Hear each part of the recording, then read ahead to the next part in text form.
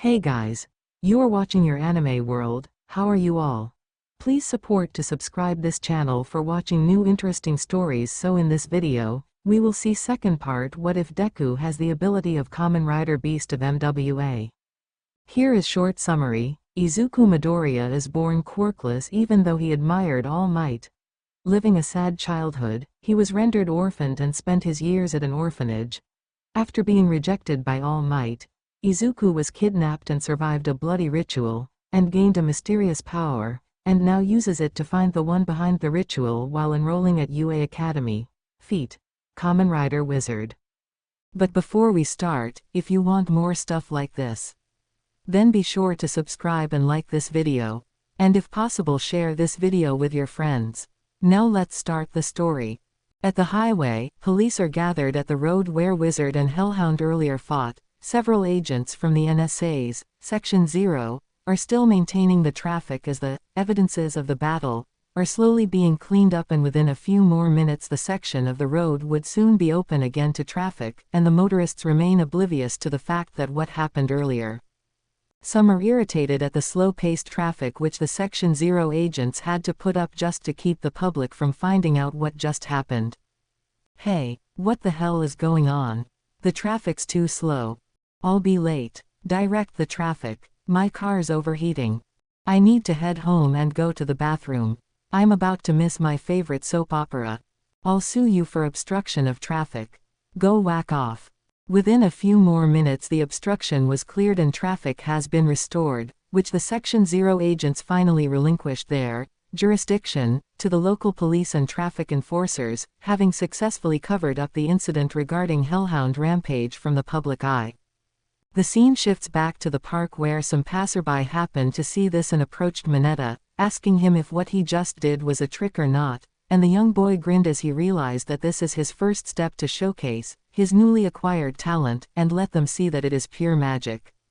He then stood up and showcased his talents by making a larger version of his trick and slowly attracted more and more viewers, and soon more have flocked to get a glimpse of a young magician in plain view. Ch Pui Pui. Pointing his finger in the air, Mineta produced a rather larger line of flame emanating from his fingertip, and the flame he produced was real.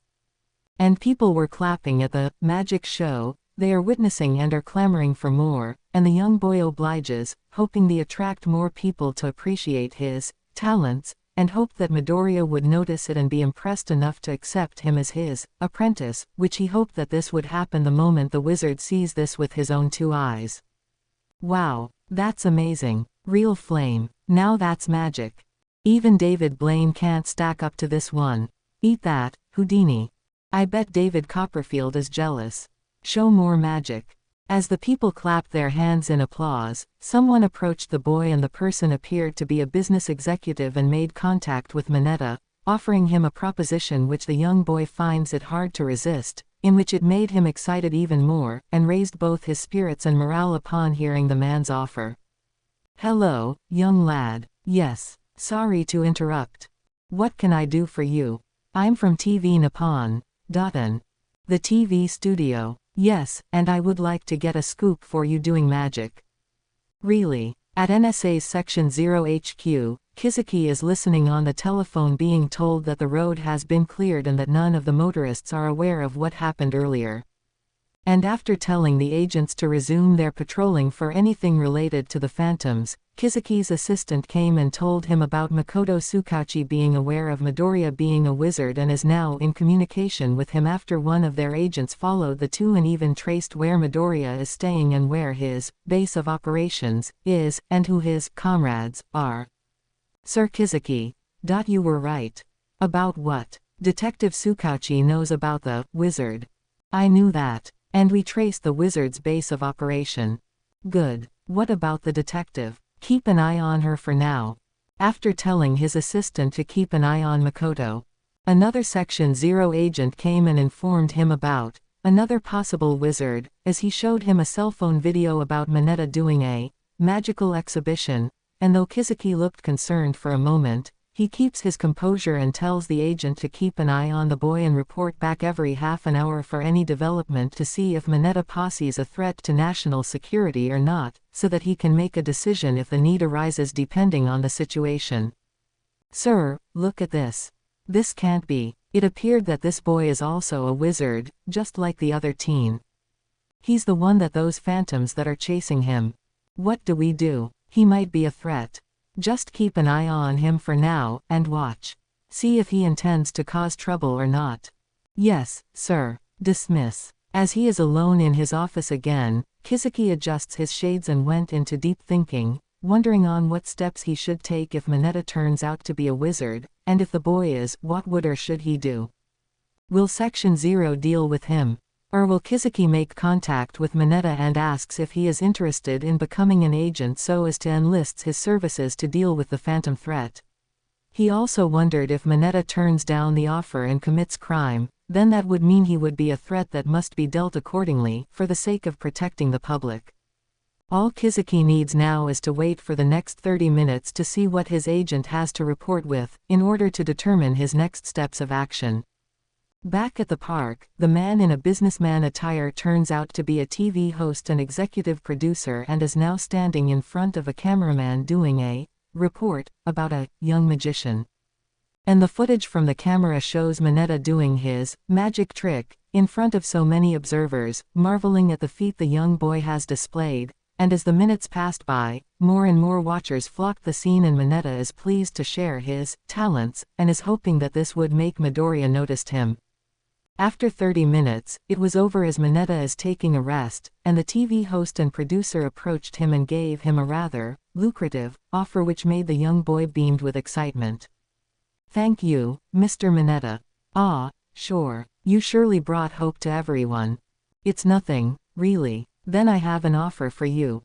An offer? Yes, an offer. Really. When told that he is to appear on live TV to display his magical talents, Mineta eagerly agreed and was given a card where the TV station is located, and as the TV host thanked him for the response, he seemed to act oddly upon seeing Midoriya on site, and left abruptly along with the cameraman, and there Midoriya found Mineta being flocked by a lot of spectators and decided to approach him to see how he is doing after nearly got hurt by Hellhound and his minions, seeing that the young boy appearing to be in high spirits. Likewise, Mineta saw Midoriya approaching and is overjoyed, as he now gets the chance to show him that he has magic powers, and is hoping that Midoriya would see this and accept his request to make him his apprentice so that he too would become a wizard, and the next several moments will decide the outcome of the upcoming conversation between the two. At the park, Midoriya saw Mineta being flocked by admirers and is baffled at what is going on, and decided to approach him to see how he is doing, and to ask what was all that about, unaware of what the young boy did earlier, or how he fended off the ghoul earlier before his battle with Hellhound.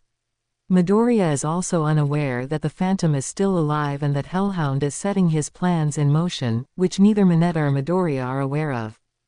Hey, Minoru Mineta. Midoriya, you seem to be having fun. Yes, I am. And glad you came. Huh, I have magic. I'm a wizard now. Once you see it, you now have a reason to make me your apprentice. And so Midoriya and Mineta left the park and are heading somewhere where they can talk in private, and that's where the moment of truth is about to take place. At another park, the scene shows that Midoriya and Mineta are sitting on a pair of chairs.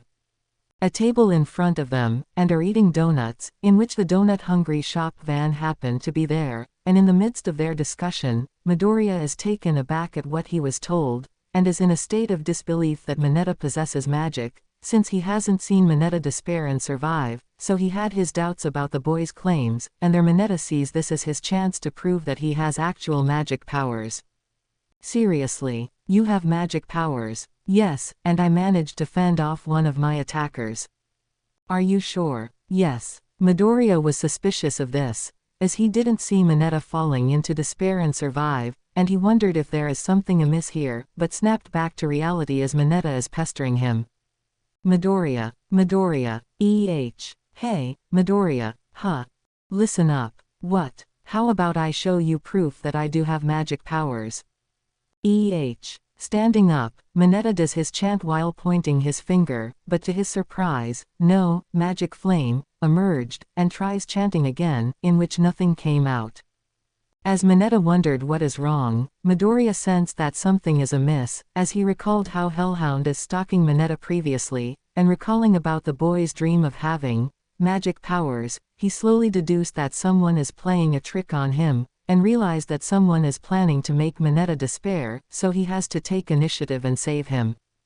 Huh, that's odd. I see, someone is playing tricks on him, so that he would fall into despair once he realizes that he has none.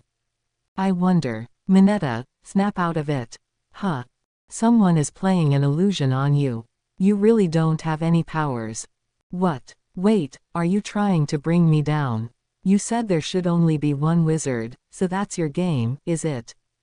Wait, you've... Mineta took offense at this and is thinking that Midoriya is simply bringing him down, discouraging him from reaching his dreams, and berated him before storming off. And while Midoriya is surprised, he slowly started to regret his actions as he sees himself ruining someone's dream and hope, and slowly heads back home, feeling guilty of what he just did to Mineta, and questions himself if he is doing the right thing or not. Later that night, Mineta sneaked out of his house and went to a nearby park, wondering if Midoriya is telling the truth or not. As he wondered why his magic failed, and wanting to know the truth, he waved his finger and chanted a spell. Is he really? I better see if this is the case or not. Kai Pui Pui. To his surprise, flames appeared and the youngster realized that his magic didn't fail as he thought, and he is overjoyed that his dreams and hope are there, so he hurried back to his house to prepare himself for tomorrow, not noticing that a silhouette is watching Mineta. A smirk is shown while glancing at the young boy. At the Omokujdo antique shop, the scene shifts to the lobby area where Wajima is finishing his work crafting new magic rings while Midoriya appeared to be sulking. As he felt that what he is doing to Mineta is like what the phantoms do to their victims in order for them to lose hope, and he really took it hard, recalling what the youngster told him about his dreams and hope, and after telling him that Mineta's magic are due to a phantom trick, Mineta felt that Midoriya is simply holding him back and stormed off. The youngster felt offended and Midoriya couldn't blame him.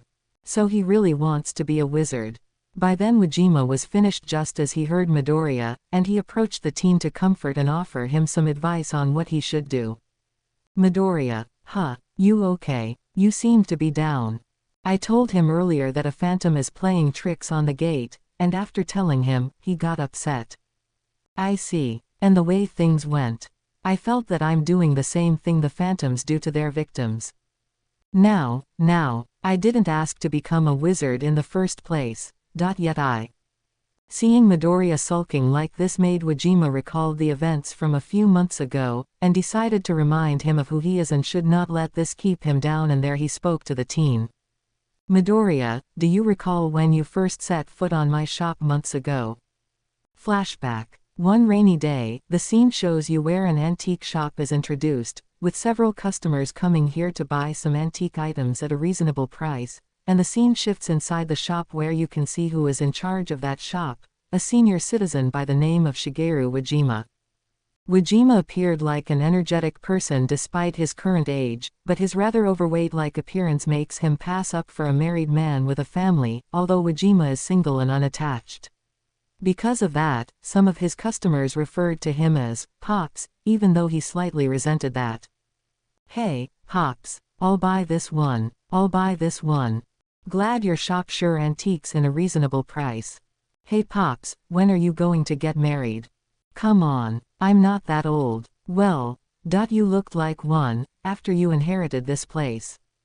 He's right, lucky you got this shop and you know how to run things here. All you need now is a wife. It turns out that Wajima inherited the shop from his grandfather who passed away long ago, but not before giving his shop to Wajima so he can run the business, and he now has no regrets, though Wajima missed his grandfather who is quite close to him, but he had no regrets and he is running the business well with no problems so far. As the day went on, things are pretty peaceful, despite the heavy rain, but underneath the shop's interior designs, lies a secret that Wajima tried to hide as much as possible, and later in the night he is putting his advertising signboard inside, some strangers came to him and this set the wheels of fate rolling in, changing their destinies forever, and the secret that Wajima has been hiding to be revealed. Shigeru Wajima. Yes, that's me. Quote. What can I do for you? I was told that you made this. That's. Can you accommodate me? Yes, come inside. The stranger turned out to be Izuku Midoriya, who appeared to be fine. But his clothes are still the same, bloodstained and tattered due to their surviving the ritual, but as drenched in rain as he have traveled back to Musutafu from an unspecified location by foot, as the teen boy passed by his old home, which is now reduced to ashes and rubble from an unknown reason, with Midoriya realizing his only family, his mom, was already dead, but she urged him to live, saying that she is her only hope, which gave him another reason to be stronger emotionally. After Midoriya showed the magical ring worn on his left middle finger, Wajima gasped as he recognized them, but not wanting to make a scene, he invited him inside his shop, which is identified as the antique shop Omokujdo, and there he offered him warm drinks and snacks as well as a towel, seeing he has been on a journey. By then Midoriya showed to Wajima the other magical ring and revealed that the belt buckle that the White Wizard gave to him has been magically attached to his waist, and told Wajima everything that has happened to him, and in turn Wajima told them his secret. That belt. Yes, someone saved me and gave me this belt, and the rings. I see, so it was him. So you craft rings like these? Yes. But since at that time I was wary of that stranger, and seeing how he uses them, I chose not to make more rings. But after the story you told me, and how you survived. Will you? Sure, feel right at home. You can stay here as long as you need. Thank you. It turns out that Wajima is, aside from being the owner of Omokujdo, he is a skilled ring maker who created the flame ring. Several months ago, the White Wizard, using a human guise, approached and commissioned in making a magical ring via some magical stones, and claimed that he will use it to fight evil. After the disguised White Wizard left, Wajima felt suspicious and became more careful. Initially, Wajima didn't anymore make rings because of fear that he might get innocent people involved. But now, when Midoriya came to him after receiving the flame ring from the White Wizard, Wajima's resolve was renewed and he began to offer his aid to Midoriya by creating more magic rings for him to use in his fight with the phantoms. He even offered to let the teen boy to stay in his shop, which now became their base of operations. The next day, Wajima became more concerned after reading the newspaper about the mass abductions, and there Midoriya told him about what happened, and after recalling the information about Midoriya surviving the ritual, he started to go to work and began to craft rings for Midoriya to use, using the remaining magical stones that the disguised White Wizard left to him 6 months ago. It must have been hard on you, losing a family and forced into that kind of ritual. Indeed. So now you have to. Yes. But, what about school? Surely you're going to have a hard time. After I defeated the phantoms, I'll think about resuming to go to high school. Are you sure? Surely you. It's fine. I don't want other people to suffer like I did, be it the elderly or the children. Wajima is rather surprised that Midoriya stated that he'll have to forego going to high school as he is going to deal with the phantoms full time, and Wajima can feel that Midoriya had to endure a lot of sacrifices just to prevent a repeat occurrence of similar rituals involving innocent people that involves making them lose hope and fall into despair. After that, the next few days signals the start of the first month, where Midoriya went to a lot of things that would help him prepare for the next 6 months in his fight against the phantoms. At the Omokujdo antique shop, Wajima prepared breakfast for Midoriya, and while the two were eating, Midoriya's cell phone rang and he answered it, in which the caller turns out to be Makoto Tsukauchi, and her tone is that of a concerned citizen as she tells the teen about Mineta being on TV, and that he seemingly possesses magic, just like Midoriya. Of course Midoriya is bothered by what he just heard. And that's what the talk show host is previewing. Are you serious? That gate, is he a wizard like you? He's on TV and the host said that Mineta can emit flames like that phantom you took on. No way. If you doubt me, check it out, the commercial is there. Got it. Wajima, turn on the TV.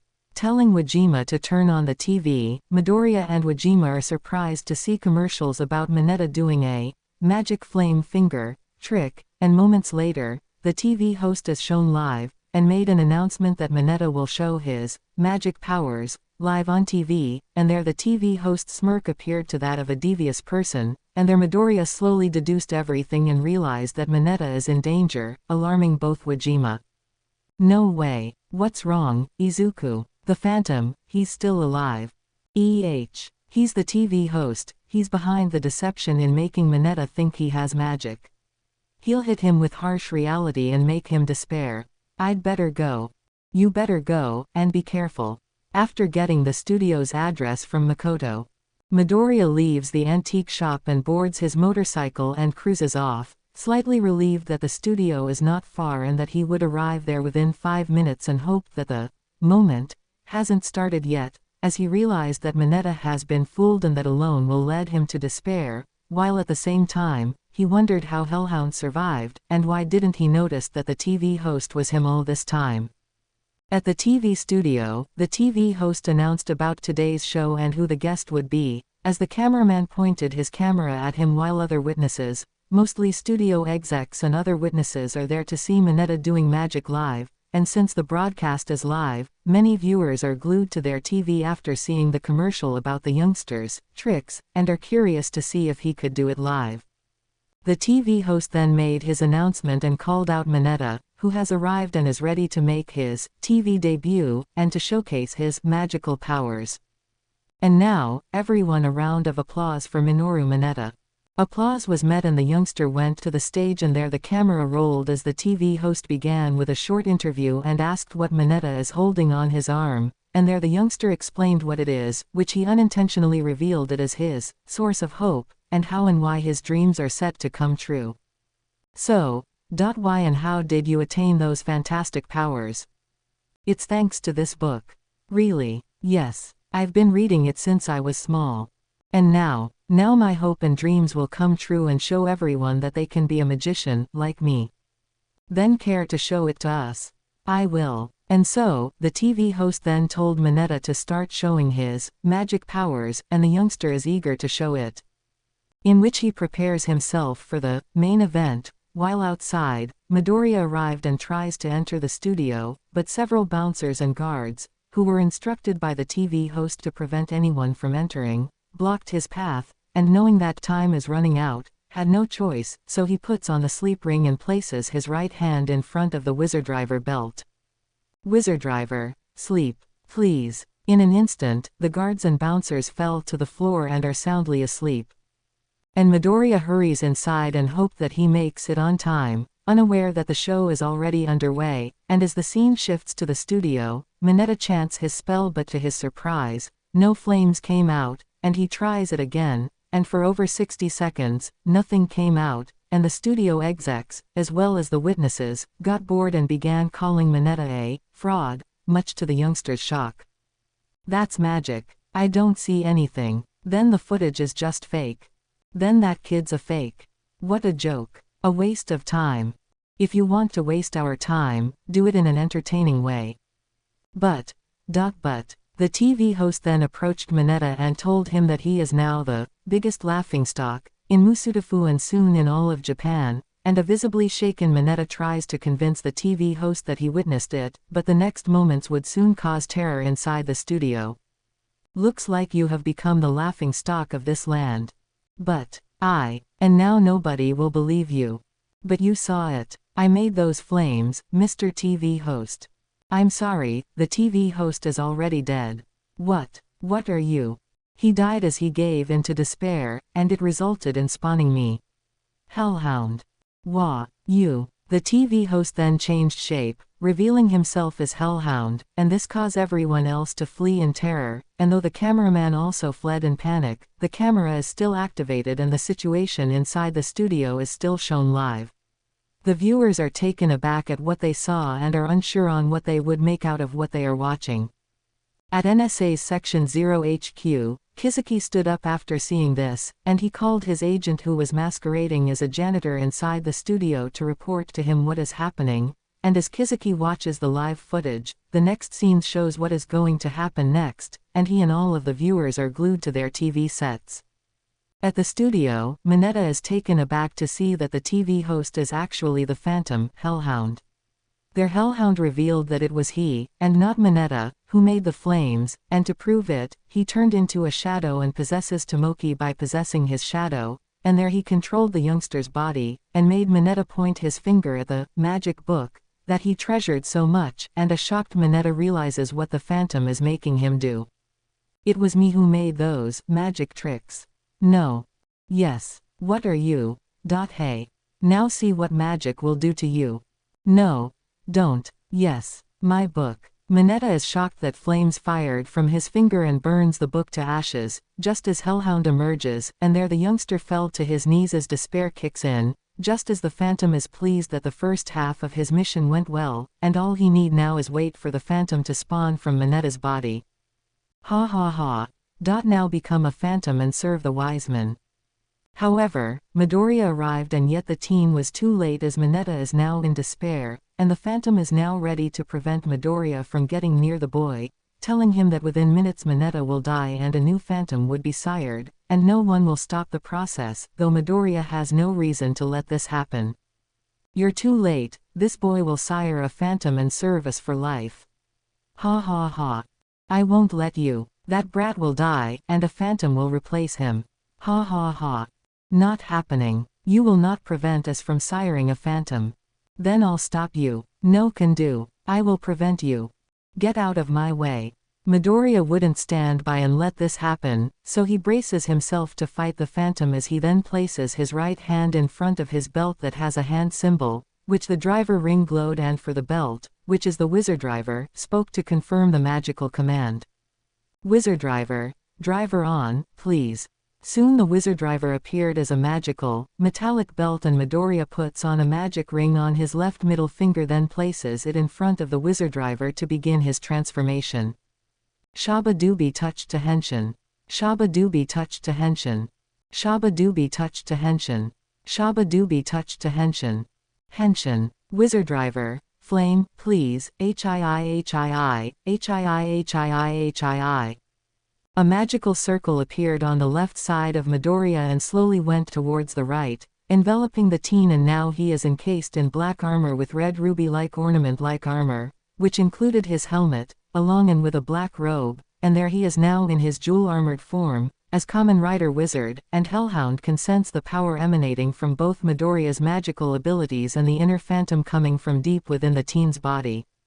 Ha! I won't fall to you again. A Phantom will be sired and serve the wise men. Saw. Showtime da. And so the wizard charges towards the Phantom. With Hellhound doing the same, and both exchanged blows, with the Midoriya applying his martial arts skills to get an upper hand, but the Phantom's brute strength evened the odds, and the fight became close, but then as Wizard attempts to get close to Mineta, the Phantom brought out his sword and struck Wizard with it, forcing the armored teen to bring out the Wii sword gun and toggled it to assume sword mode, and the two clashed weapons. You'll never stop me. That boy will sire a Phantom. I won't let that happen. And how will you do that? I will bring hope to those in despair. You'll never will, as long as I'm around. I don't think so. Then have it you. Blast, he's stalling me. Got to finish this fast.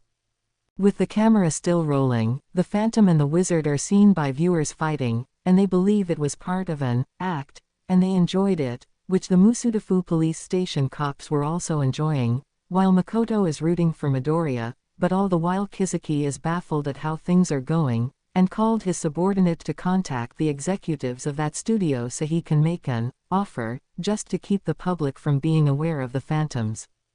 Back at the studio, seeing that the Phantom is stalling him, Wizard then puts on a magical ring on his right middle finger and places it in front of the Wizard driver, and a new command is activated. Wizard driver, copy, please.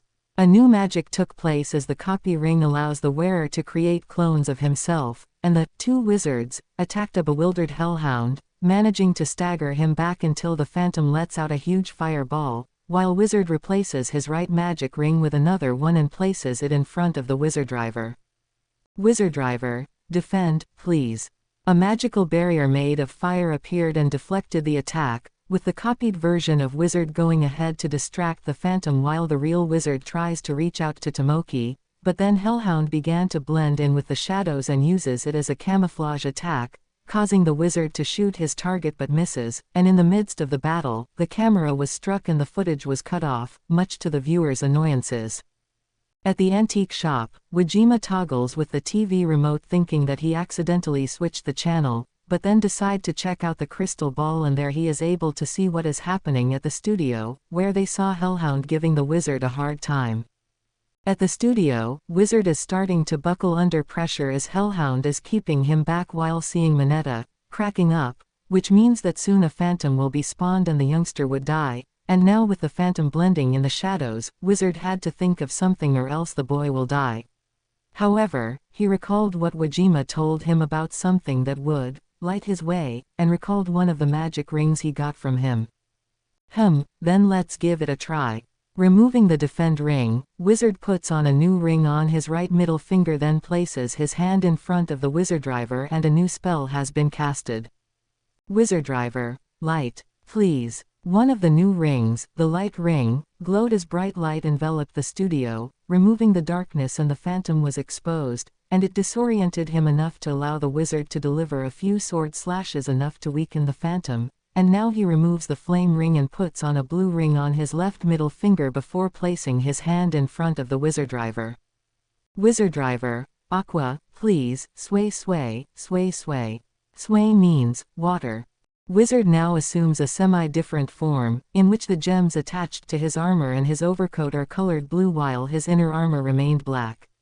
He now assumes aqua style and has the power elements of water, and there he removes the light ring and puts another magic ring on his right middle finger before placing it in front of the Wizard Driver to activate another spell. Wizard Driver, liquid, please. The ring used turns out to be the liquid ring. And this allows Wizard to assume liquid form that makes him intangible aquatically, and this gives him the chance to avoid some of the Phantom's attacks and even sneak attack him, which further weakens the enemy. Their Wizard prepares to end this battle as he took out the Wii sword gun and placing his left hand at the hand symbol. Another magic command is about to be initiated as the ring on his left hand glowed, as well as the Wii sword gun in sword mode. Wii sword gun, come on and slash.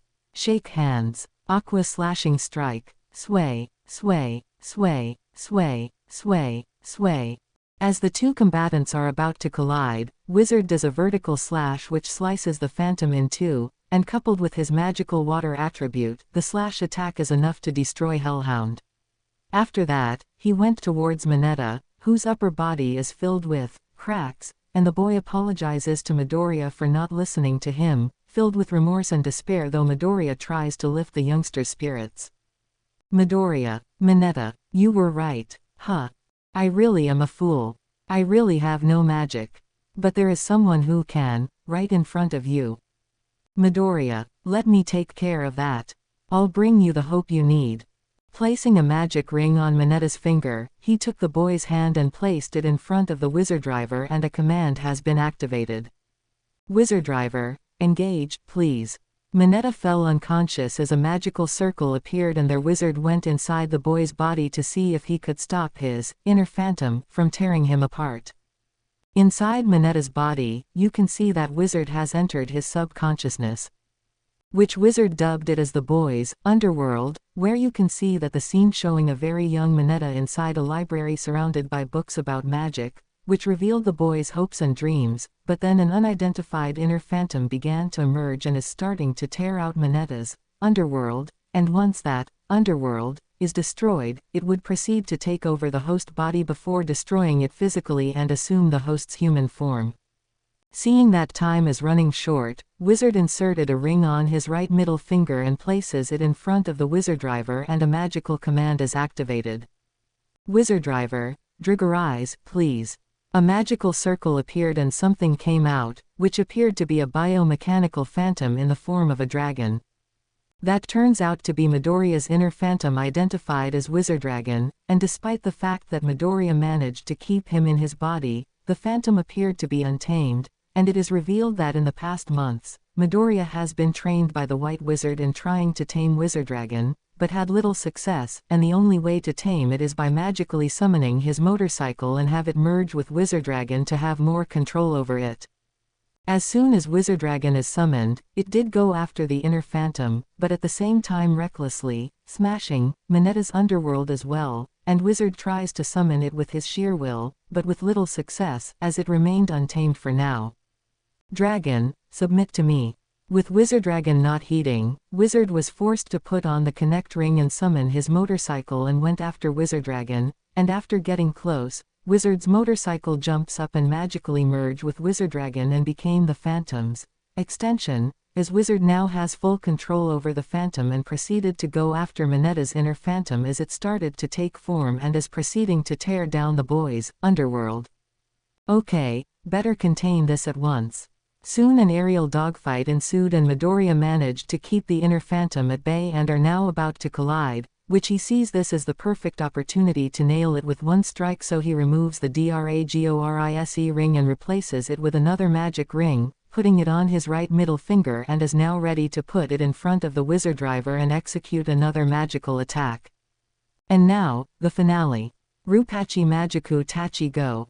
Wizard driver, Choin, kick strike, Psycho, asterisk Choin, very nice. Psycho, fabulous. Wizardragon began to undergo a transformation as he changes shape and now resembles a metallic, giant right foot, while Wizard's leg began to go ablaze as he charged towards Minetta's inner phantom, and their wizard is nearing him, preparing to take him down with his finishing attack. His finishing attack, a variation of the strike wizard kick, a flying kick enhanced by the power of the element presently wielded, and in this case, fire. Wizard executed the Flame Strike Wizard and struck the inner phantom, and is instantly destroyed, and now Mineta is now rendered a normal human with no more magical ability, which is a slight side effect for destroying his inner phantom. As he surveys the area, he finds a book whose story is all about magic, and decided to take it with him so that he can give it to the boy so as to give him a glimmer of hope. A few days later, Makoto Tsukauchi dropped by the antique shop and there she told Midoriya that Kizuki used his position as head of Section 0 to tell the studio to make the footage appear as part of the show so that the public wouldn't suspect that the Phantom incident is real.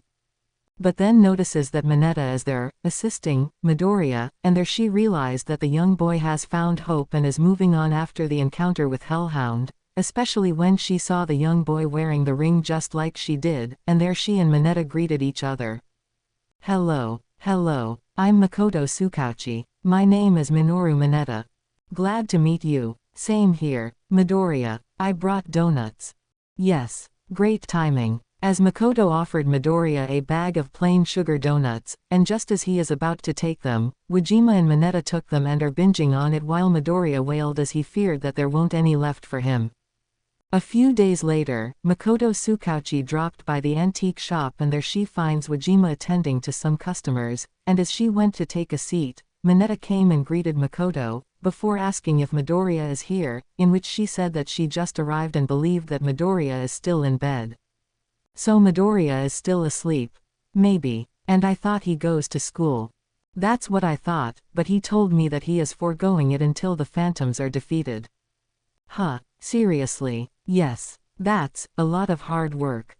Perhaps. As the customers left, Wajima approached the two and informed them that Midoriya left earlier, saying that he needed to unwind something, which made Mineta and Makoto wondered where Midoriya went to, as there were no reported incidents involving a phantom, and their Wajima believed that Midoriya might went to a place where it all started, which made Mineta baffled. Their Wajima told Mineta about how the antique shop owner met Midoriya and how Midoriya came to live in the shop, surprising Mineta as he had no idea what kind of hardship Midoriya went through. After hearing Wajima explained what Midoriya said about being abducted, subjected to a mysterious ritual and being the sole survival. And that's how Midoriya ended up in my care. No way, then he. Yeah, what he went through is traumatic, yet he forced himself to steel his resolve. I had no idea. That's why Midoriya tried his hardest to protect everyone he could reach. He didn't want anyone else to experience what he went through. I see. Do you understand now, Mineta? Yeah. Makoto then asked when Midoriya would be back, in which Wajima said that Midoriya would probably be back within the day, and assured that he would contact Midoriya should a phantom be spotted, which Makoto and Mineta nodded in agreement. Much later, the scene shifts at an unspecified area off the coast of Tokyo, where several people of all ages were abducted, subjected to a mysterious ritual and died, where their inner phantom emerged, and their Midoriya arrived as he had to find closure due to him being the sole survivor of the ritual, having witnessed many people getting killed by the ritual. Midoriya sighed as he wondered who was behind this and wished that he could find a way to lure out the perpetrator and make him pay for the deaths of many innocent people who died for no reason, and wondered if he has what it takes to defeat the phantoms. Do I really have what it takes to defeat all of the phantoms? His musing is abruptly interrupted when a phantom, resembling a humanoid lizard, appeared in front of him, and Midoriya is taken by surprise, as the phantom is about to attack the teen by lunging towards him, which Midoriya evaded the assault and went on a battle stance, and demanded that the phantom identify himself, resulting in a very tense atmosphere. Are you a phantom? What do you want? No funny moves. As the phantom said nothing, he is poised to attack, and Midoriya is now poised to transform, but then a magical circle-like barrier appeared and the phantom collided with it, and yet the attacking phantom was repulsed and it fell to the open seas below, which swept the attacker away and saved the teen. Turning around, Midoriya was again taken aback when he saw the white wizard walking towards him, and there he is carrying a young girl, who appeared to be 6 years old, which surprised Midoriya as he didn't expect to see something like this after a phantom encounter. The small girl's appearance shows that she has bluish, off-white hair, messy and unkempt, which is parted in the middle of her forehead, almost reaching down to her waist. She has very wide, innocent-looking eyes, which are bright red in color. Poking out from the right side of her forehead is a small, brown horn. She's wearing a plain, short-sleeved dress, which is a dirty, pale tan color. Bandages are wrapped around both her arms and legs, stopping at her wrists and ankles, underneath which she is shown to have numerous scars. The white wizard approached Midoriya and gave the little girl, who is unconscious, to him, instructing him to protect her, saying that she is another survivor, which surprised Midoriya, as he was sure that he was the sole survivor, and that there were no other survivors around, though the white wizard said that he found her floating at the seas after the mysterious ritual ended and he used magic to partially repair her body. She's a survivor like me. Yes. For some reason she ended up at the waters, floating, and I was able to find her. Is she? She is fine for now. But due to the increased phantom activities, in which I too am patrolling, I need you to look after her for me. Me? Yes. And only you are able to do so. Listen well. The white wizard then told Midoriya on what to do with the little girl, who is identified only as Eri, and this surprised Midoriya, and after that, the white wizard teleported away, leaving Midoriya and the unconscious Eri behind, and there the teen boy glanced at Eri, and he felt relieved that there was another survivor, yet she now carries a heavy burden. Much later, the scene shifts back at the Omokujdo antique shop, where Mineta was watching Wajima crafting magic rings, wondering if he could do it too, though Wajima said that this is no easy feat and required a lot of patience and hard work, which Mineta said that he is willing to learn, causing Wajima to raise an eyebrow. Oh, you think you can? Yeah, I think I can do it. It's no easy feat. You'll be needing a lot of patience and stuff. Hey, I can. You need to be at least 18 years old. 3 years is no problem. Then we'll see. I'm serious. The door opened and the chime rang, where Wajima and Mineta glanced at the door, seeing that Midoriya is back, but then they blinked their eyes seeing that Midoriya brought someone, who turned out to be Eri, who is now awake and is silent, as she appeared to be apprehensive and secluded. Wajima asked Midoriya who is the child, and taking a deep breath, Midoriya told Wajima and Mineta about what he knows about Eri, and what the white wizard told him earlier, surprising Wajima and Mineta upon hearing that Eri is another survivor of the mysterious ritual, due to believing that Midoriya is the sole survivor of that incident. As Eri clutched Midoriya's leg, Midoriya comforted her and assured to her that she is safe now and that no one will hurt her, saying that she will be staying here at the Omokujdo antique shop, which Wajima nodded and assured to Eri that she is welcomed here. It's okay, Eri, this place will be your home now. He's right. You are most welcome here. Don't worry, you'll be fine. Yes. While Midoriya is out doing errands, I will look after you. So don't feel down, Eri. Yes, everything will be okay.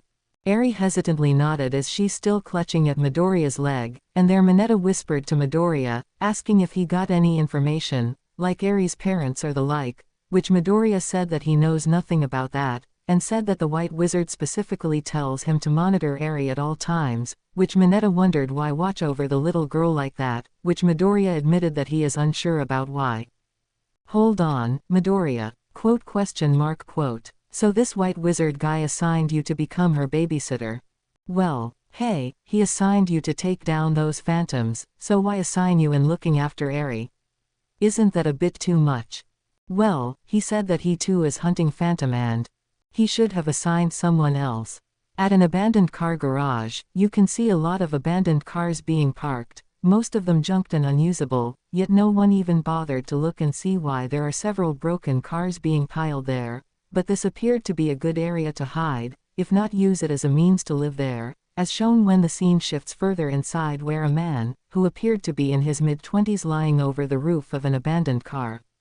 He appeared to be a foreigner as he is of an African-American descent based on his skin color, and he seemed to be taking a nice nap, until Katsith, come forth. HMMNN. Katsith. Later. What? Come back later. I'm still asleep. Just wake up and come down here, you idiot. Whoa. The Phantoms Medusa and Phoenix, in their human guises, came and called for the Drifter, addressing him as Katsith, implying that he is also a phantom, telling him that he has a mission to undertake, but the foreign Drifter rebutted that he is not ready and wants to sleep even more, but this pisses off Phoenix and he kicked the car with pure force, causing the Drifter to fall down on the ground flat. Getting up, Katsith asked why he is being called upon and Medusa informs him of the mission, yet he rebutted and his comments seemed to have sync with Phoenix due to their similar laid-back attitudes. Geez, what do I have to do it? Making a gate go to despair is hard work. It'd be easier if you just kill them. End of problem, no. That's what I have in mind. Ha. I know, right? You really are easy to get along with. Of course. Ha. As the two laughed together, Medusa only glared, which Phoenix sweat dropped before he backed away, and there she uses her eyes to emit beams which caused a nearby car to explode, and this terrified Katsith and submitted, and is willing to do any assignment just as long as she doesn't harm him, which she smirked as she can now commence on doing the bidding of Wiseman and began to give him instructions on who Katsith would go after, showing that she has found a gate. Here is your target. Now go seek out the target and cause despair to the target. Medusa showed to Katsith the picture of his intended target, which revealed to be one of the 5 girls who went to the Musudafu music studio earlier, and she is identified as Ritsu Tanaka, and their Medusa instructed Katsith to find her and drive her to despair so that the gate would fall into despair and sire a phantom, which he nodded as he leaves at once, and she is pleased that she has gotten someone to do the job, though Phoenix wondered if he could pull it off after showing his laid-back attitude. That went well. You think he can pull it off? He better. With an attitude like that. Coming from someone like you. Let's go, Phoenix. At the Omokujdo antique shop. Detective Makoto Tsukauchi arrived as she pays the gang a visit, and as she entered, she is surprised to see Eri glowing as her right hand, which has a magic ring, placed in front of Izuku's wizard driver, and she watches as something is going on while Wajima is preparing breakfast, and after a minute Eri got up after that session, which appears that both she and Izuku are doing fine, and there he noticed that Makoto is standing there looking baffled. Makoto-san. Hey, good morning. Good morning too, what brings you here? Well, By then Mineta arrived and greeted everyone as he gives Izuku a bag of plain sugar donuts, which he happily accepted, while Eri looked a bit irritated at seeing the two getting along with Izuku, though Wajima assured to her that this is good for him as he has someone who can rely on now that he won't have to carry the burden alone in his fight against the phantoms, though Eri sees it otherwise. At the Musudafu Music Studio, the 5 girls, Mio Akiyama, Yui Hirasawa, Tsumugi Kotobuki, Azusa Nakano and Ritsu are practicing their rehearsal as they are preparing themselves for tomorrow, where they would be participating for the qualifying round of the competition and are hoping that they would enter it once they pass the judges' expectation, and Mio is leading the practice as she began singing their song, which they will be using it for tomorrow. However, their practice abruptly stopped as Ritsu's beat appeared to get out of sync and the others were forced to stop after noticing Ritsu getting uptight, though they felt that she is getting the jitters and tries to calm her down, but Ritsu appeared to get unhinged as she felt that she is losing her touch, and starts to act erratically, which surprised the others, as they never seen her snapped like that over something so trivial. Ah, huh, Ritsu. Ri-chan. Ritsu-senpai. What's wrong? Ed. Come on, it's just a simple mistake. Yui's right, no need to. I'm heading off. However, Ritsu stormed off before the other girls could stop her. And Mio felt that maybe Ritsu got stressed and needs to cool off, assuring the others that she will come back and be ready to resume the practice, though Yui and Azusa are a little worried about this, since they are in Musudafu and Ritsu might get lost on her way out and way back. But then they heard screams and the girls rush out of the studio room to find out why, and there they saw Ritsu being stalked by the phantom, Katsuth, and the drummer appeared terrified at what she just saw. Hello, G-ga, monster. Looks like your drumming is your hope, and if I cut off your hands, that'll make you despair. Ah, come here, my little pretty. Quote. Boo, eck. Ritsu began to run for her life as the phantom went after her. And the chase leads her out to the streets, and despite her running for several minutes, Katsuth managed to catch her and corners her, threatening to cut her hands, seeing that her drumming skills is what gave her hope in making to the competition, and tries to make her terrified into going to despair. But his action was interrupted by the arrival of Izuku, using the Wii sword gun to fire bullets that sends the phantom staggering back, while Makoto arrived in a police car and tells Ritsu to hop on, which she did so, and this leaves Izuku and the phantom alone, in which he prepares to take the fight on his opponent. Hey, that's my catch. Sorry, you're better off catching mice. You killjoy. I wanted to get this over with so I can go home. What a coincidence. I'm feeling the same way too. Who are you? A magician to skin your hairball. Magician. Ah, you're that ring-bearing wizard. At your service. Katsuth then made it known that he will go after Ritsu, but Izuku wouldn't stand by and let this happen, so he braces himself to fight the phantom as he then places his right hand in front of his belt that has a hand symbol, which the driver ring glowed, and for the belt, which is the wizard driver, spoke to confirm the magical command. Wizard driver, driver on, please. Soon the wizard driver appeared as a magical, metallic belt, and Izuku puts on a magic ring on his left middle finger, then places it in front of the wizard driver to begin his transformation. Shaba Dooby touched to Henshin. Henshin, wizard driver, flame, please, HII.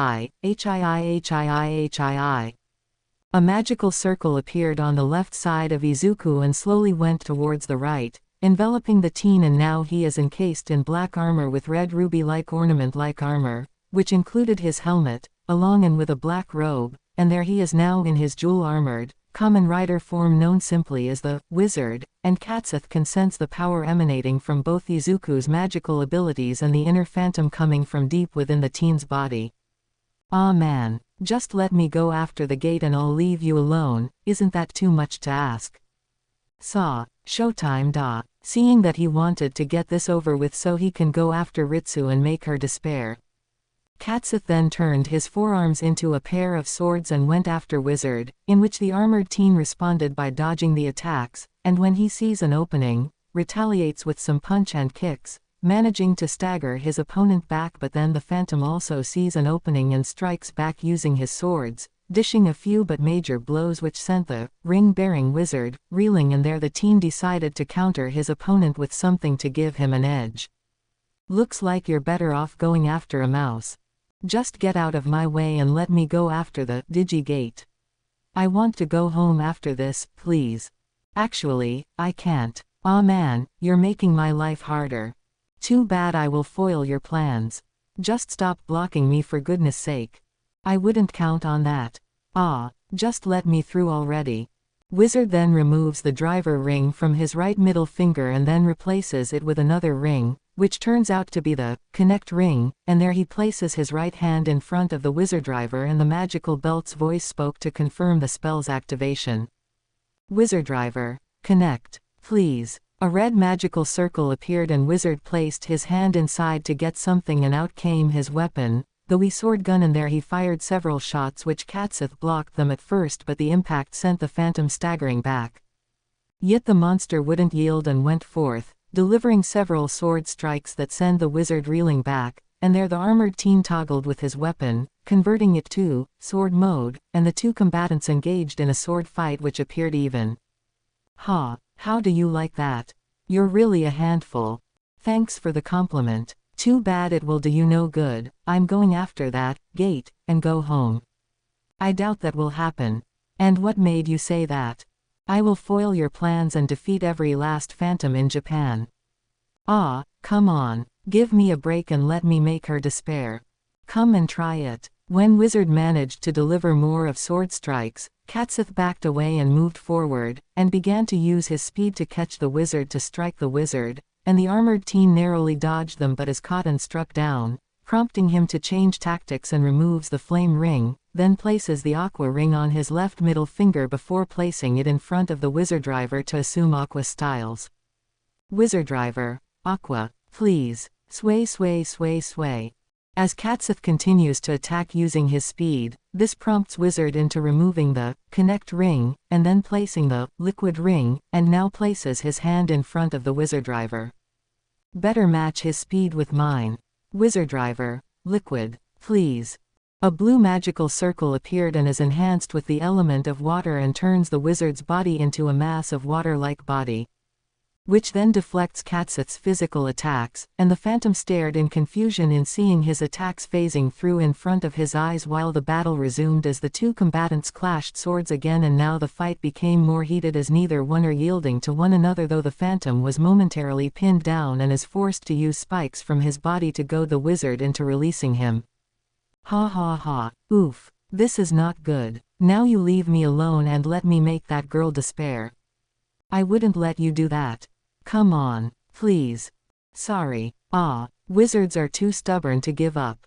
Although Wizard goes on the offensive and briefly regains the upper hand, the phantom quickly rebounded and regained control of the fight, and the battle went back and forth with neither one getting the most upper hand, and there the ring-bearing wizard realized that this can't go on longer given the limited amount of mana he has at this time, as prolonging the fight is out of the question.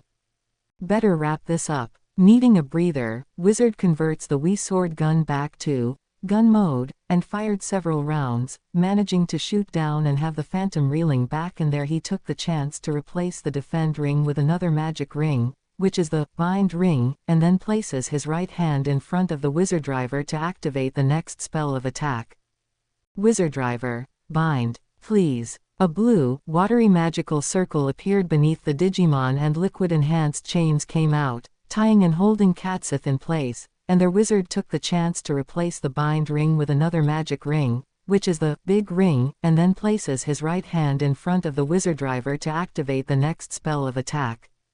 Wizard driver, big, please. A red magical circle appeared and Wizard places his hand inside and at the other end of the magical circle.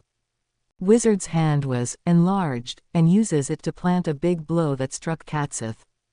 And the impact is enough to send the phantom colliding against a nearby one-story building, and he is covered in debris, and when Wizard checks to see if the phantom is defeated, he finds out that the phantom is still there, but Katsith sagged and stated that he is leaving, which the wizard is assuming that the phantom willingly fled, and for him, this is enough for the time being as it would keep the phantom away from the would-be victim. Okay, at least I can check on the gate. After that, Wizard leaves the scene to check on the gate, to see if she is safe, while at the same time find out what her hope is so that he can protect her from the phantom, knowing that he would come back to make her despair. Much later, Katsith returned to the scrapyard where he usually hangs out, and he is not pleased that the assignment assigned to him ended in failure, and while he wanted to finish this so he can go home, his laid-back attitude, coupled by his lazy attitude, prevailed and decided to take a nap as he wanted to spend time sleeping, and as he is about to climb over an abandoned car, Phoenix, who was there the whole time, showed up, which surprised Katseth. "So, finished already? Ah, you. So, how did it go? Quote. You failed. That wizard showed up, and now you're giving up because of that." Well, Phoenix is a bit peeved when told that Midoriya interfered, yet Medusa showed up and told him to continue with the job, which he tries to talk his way out, but her glare puts the lazy phantom in place, and there she told him to try approaching the gate by disguising as a human, which Katseth reluctantly did and left. Phoenix then tells Medusa that Katseth might slack off again, but she tells him that she will make sure that he doesn't, and then she leaves immediately.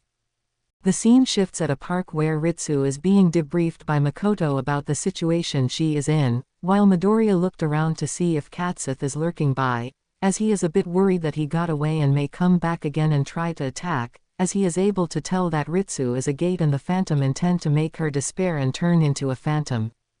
Meanwhile, Ritsu yawned while listening to Makoto, and she refused to believe that she is targeted by a phantom, and did not like the idea of being put on a 24-hour surveillance, saying she does not like babysitters, but Makoto tried to convince her that her life is in danger and that she cannot go around freely until the threat has been taken care of. "You must understand. I don't. What? I'm 17 years old, I'm way too old to have a babysitter. I'm not kidding here, so am I. Come back again when Halloween's over. Look, I see you." A rather annoyed Ritsu just sighed and told her that she cannot stay idle and left, and as Makoto tries to call Ritsu back, Midoriya looks on, and the two secretly followed Ritsu, which led to her house, and the two glanced at each other, seeing that there is something amiss about Ritsu Tanaka, as she seemed to be well composed and undeterred despite the fact that a phantom is after her life.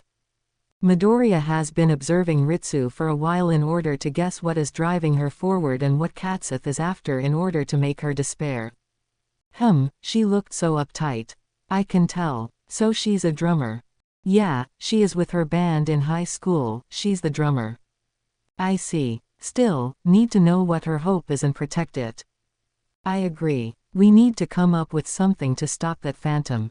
Couldn't agree more. Got a plan, Yoshino?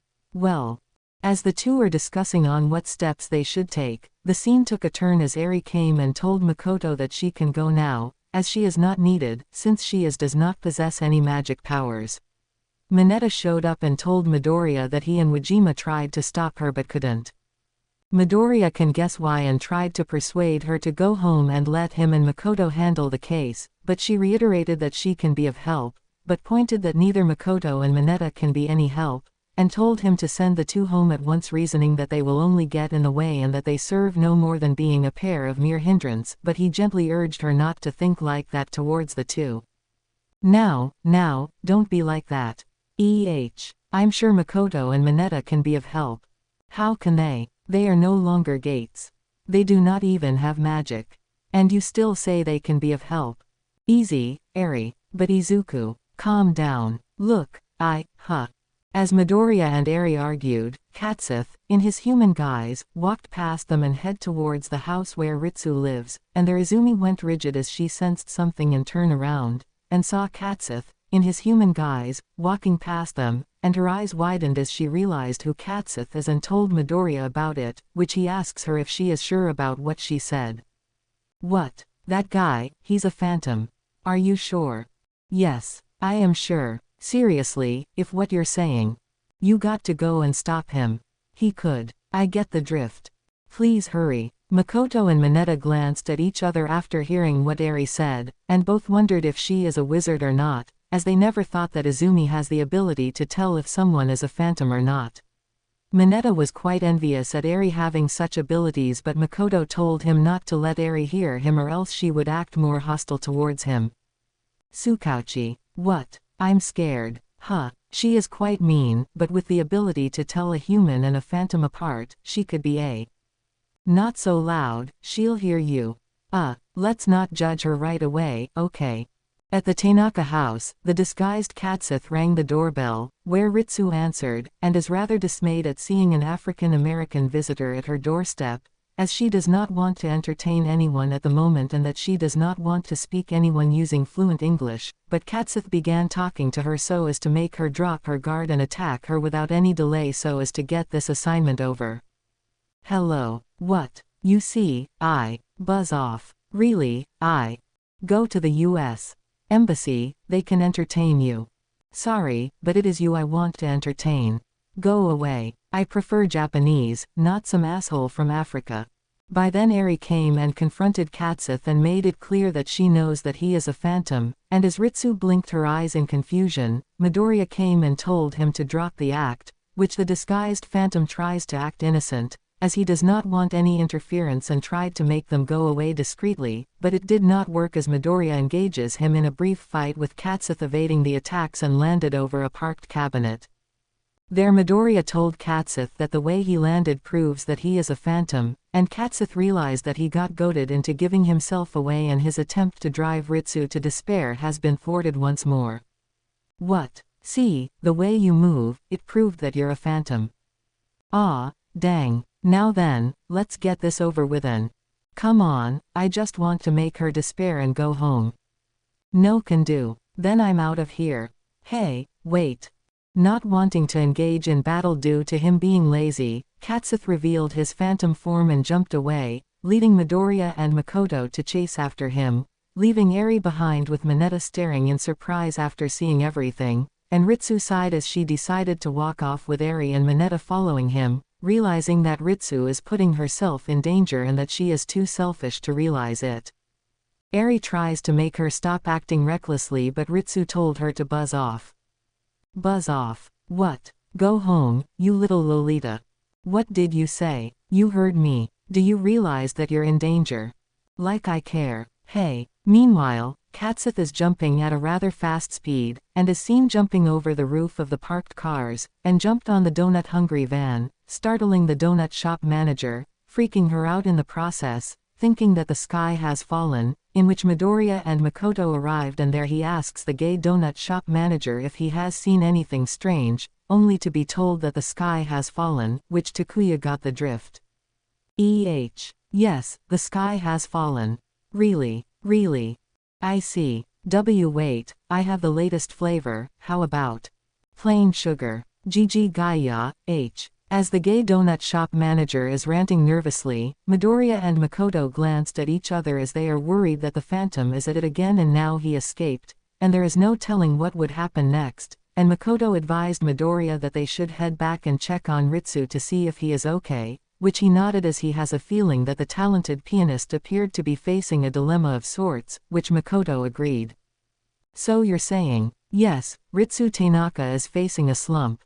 Really? Yes, I talked to her bandmates. Lately she is said to lost her edge and has a completion tomorrow at her school along with her bandmates.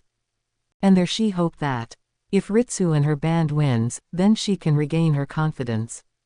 And now that Phantom intend to ruin it. Yes, and we must protect her. Several minutes later, the scene shifts at a park where Ritsu is being debriefed by Izumi about the situation she is in, while Mineta looked around to see if Katseth is lurking by, as he is a bit worried that he got away and may come back again and try to attack, as he is able to tell that Ritsu is a gate and the phantom intend to make him despair and turn into a phantom. Meanwhile, Ritsu yawned as she is walking while listening to Eri, and she refused to believe that she is targeted by a phantom, and did not like the idea of being put on a 24-hour surveillance, saying she does not like babysitters, but Makoto tried to convince her that her life is in danger and that she cannot go around freely until the threat has been taken care of.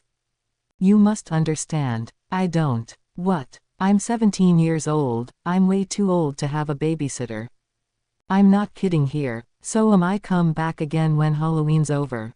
Look, I see you. As Ritsu walked off, an irate Eri followed her and told the aspiring drummer not to take things lightly as she narrowly escaped with her life, and Mineta is following them, wondering if he should call Midoriya as he is worried that there might be other phantoms lurking by, and as he tried to follow, Eri told him to go home, which he said he couldn't do that.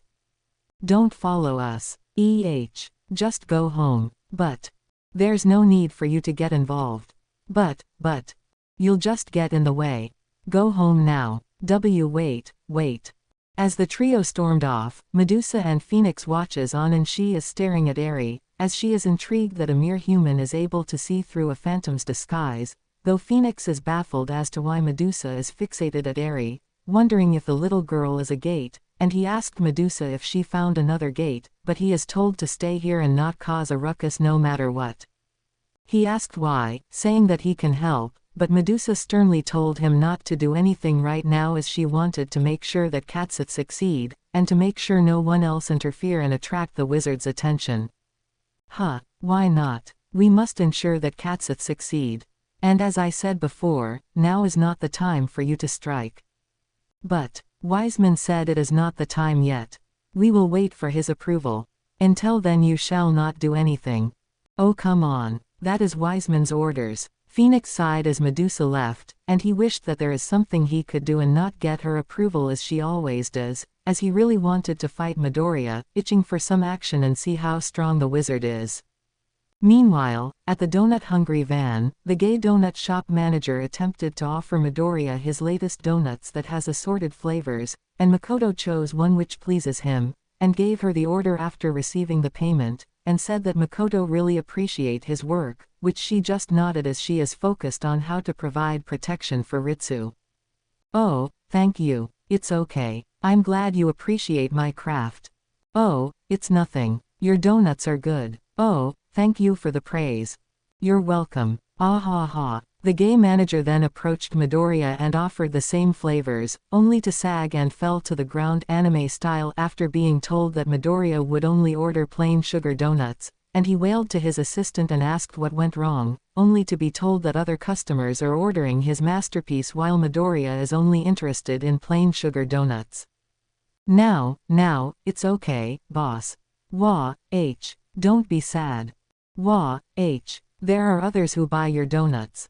Wah, don't cry. Wah, Meanwhile, Midoriya's phone rang and he answered it, where a panicking Mineta said that a woman is confronting Eri and said that he suspected that the woman confronting Eri at the park is a phantom, which made Midoriya reacted in worry, as he knows that Eri has no means of protecting herself from phantoms. What? A woman showed up, and I think she's a phantom. Oh damn it. Midoriya, where are you, Mineta? At a park not far from the main road. I'm on my way. Please hurry. Makoto then asked Midoriya what is wrong, only to become worried after being told, and said that they better head there in order to save Eri and stop this other phantom, which Midoriya nodded. Then we got to hurry, Izuku. Yeah, do you know where? I do. Okay, we'll use the car I am using. Then we better hurry. Let's go. Okay. Several minutes later, the scene shifts at a park where Midoriya and Makoto arrived and their crying Mineta told them what happened, and tearfully apologies to Midoriya for being unable to protect Eri, admitting that he got cowed by what Medusa did to the 4 policemen, though Midoriya assured to him that everything is okay, baffling Mineta. It's okay, Mineta. Everything is okay. What? But Eri is. It's okay. She'll be fine. Leave it to me. What? As Makoto looks on, Midoriya went beside Eri, took her right hand and placed it in front of his waist where the wizard driver is, and the wizard driver spoke as the ring on Eri's hand glowed to confirm the activation of the magical command. Wizard driver, please. Makoto and Mineta stared wide-eyed as Eri's body glowed, and almost a minute later, Eri opened her eyes and regained consciousness, surprising the two. And there the little girl became frantic as she recalled what happened a while ago and tells Midoriya about Medusa, which he assured to her that everything will be okay, saying that he will deal with the situation. It's okay, Eri. But everything is okay. But that female phantom, she. It's okay. Everything will be fine. Leave it to me. Izuku. After that, Midoriya got up, and he staggered a bit, which made Mineta and Makoto feel concerned, and asked if he is okay, which Midoriya assured to the two that he is fine and will take care of the Katsith phantom at once to end this situation. As Midoriya left, Mineta, Makoto and Eri are worried as they felt that something happened and the trio followed Midoriya, hoping that nothing bad happened to him. At a nearby park, Katsith is hiding inside the women's restroom, and wailed that this job is the worst as he now has to deal with a little girl who can tell that he is a phantom, but Medusa, in her human guise, approached Katseth and tells him to finish the job, saying that she took out Eri, which Katseth tried to talk his way out, only to give him a warning after she assumed her phantom form, grabbed a passerby and petrified him before smashing him to bits, terrifying the cowardly Katseth. Now then, any questions? Will you do as I order you to do? If you understand, get going and finish the task. Katseth was forced to do Medusa's bidding and left, just as Phoenix, in his human guise, showed up and asked what Katseth meant about a child being able to tell a phantom, though she assured to him that she took out Eri to prevent further interference, unaware that Midoriya brought her back to life. It's okay. I took care of it. Huh, really? Yes. I guess, so she's not. She is not. Really. Really. A few minutes later, Katseth was able to find Ritsu and cornered her, and she is crying in fear, which would drive her into despair, and their Katseth tried to hasten the process as he grabbed her arms and said that he is going to cut off her arms and this would make her despair, and an already hysterical Ritsu screamed for help. Ritsu's bandmates, Mio, Yui, Tsumugi and Azusa arrived and are horrified at what they are seeing, and attempted to intervene, but Midoriya arrived and uses the Wii sword gun to shoot bullets and made Katseth scampering away, and there he told the other girls to get Ritsu to safety before resuming his chase towards the fleeing Katseth. There the other girls approached Ritsu and comforted her, and the drummer promised not to slack off and improve her drumming skills, which the girls assured to her that they will not abandon her. Ritsu. Ri-chan. Ri-chan. Ritsu-senpai. It's okay now. You're safe. We're here for you. So relax. Meanwhile, Midoriya catches up to Katseth and uses the bullets slow him down, and there the Phantom is forced to fight Midoriya and begged him to leave him alone as he only wanted to finish the job so that he would go home, though Midoriya refuses as he has no intention of letting the Phantom kill Ritsu and crush her dreams and hopes, hence he will finish him here and now. Transforming into Kamen Rider Wizard, Midoriya began to fight off the Phantom and the latter is forced to fight back, using his claws and sprout some spikes which the armored wizard is forced to go on the offensive, and there he decided to hold him and try to get a close shot, and placed his right hand in front of the wizard driver to activate a command. Wizard driver, bind, please. Magical circles appeared and flame-covered ropes emerged and binds the Phantom, which terrified him and begged for mercy, which the armored wizard refuses as he knows what would happen if Katseth gets away, which might result in Ritsu getting killed, and there he is decided to go all out. However, Wizard saw the ropes, fluctuating, and realized that he is running out of mana. To his worry, the ropes disappeared, and Katseth got free and decided to go for the kill lest he gets killed by Medusa for failing, and as he jumps towards Wizard, the latter sensed that his armored form is about to disappear, and in a desperate moment, he times the distance and as Katseth descends, Wizard stabbed the Phantom on his head, penetrating his brain, and Katseth exploded, resulting in the Phantom's death. As Eri, Mineta and Makoto approached Wizard, his armor disappeared, he reverted back to normal, and he smiled as he said that Katseth has been taken care of, but then he slumped on the ground and went unconscious, which caused the three to panic seeing that something bad happened to Midoriya. Midoriya, Izuku, hey, are you okay? Don't die, Izuku, he's okay, just knocked out. Thank goodness, we should take him home. Not far, Medusa stared in dismay and disbelief, seeing that Midoriya narrowly defeated Katseth, but at the same time saw Eri alive and kicking, as she is sure that she absorbed all of her life force, and wondered how she got replenished, unaware that it is because of Midoriya. Seeing that Midoriya is unconscious, she decided to use this chance to kill him and Eri, and tells Phoenix to get ready, saying that just this once he can go all out, much to his pleasant surprise. Really? Yes. For real? Want me to change my mind?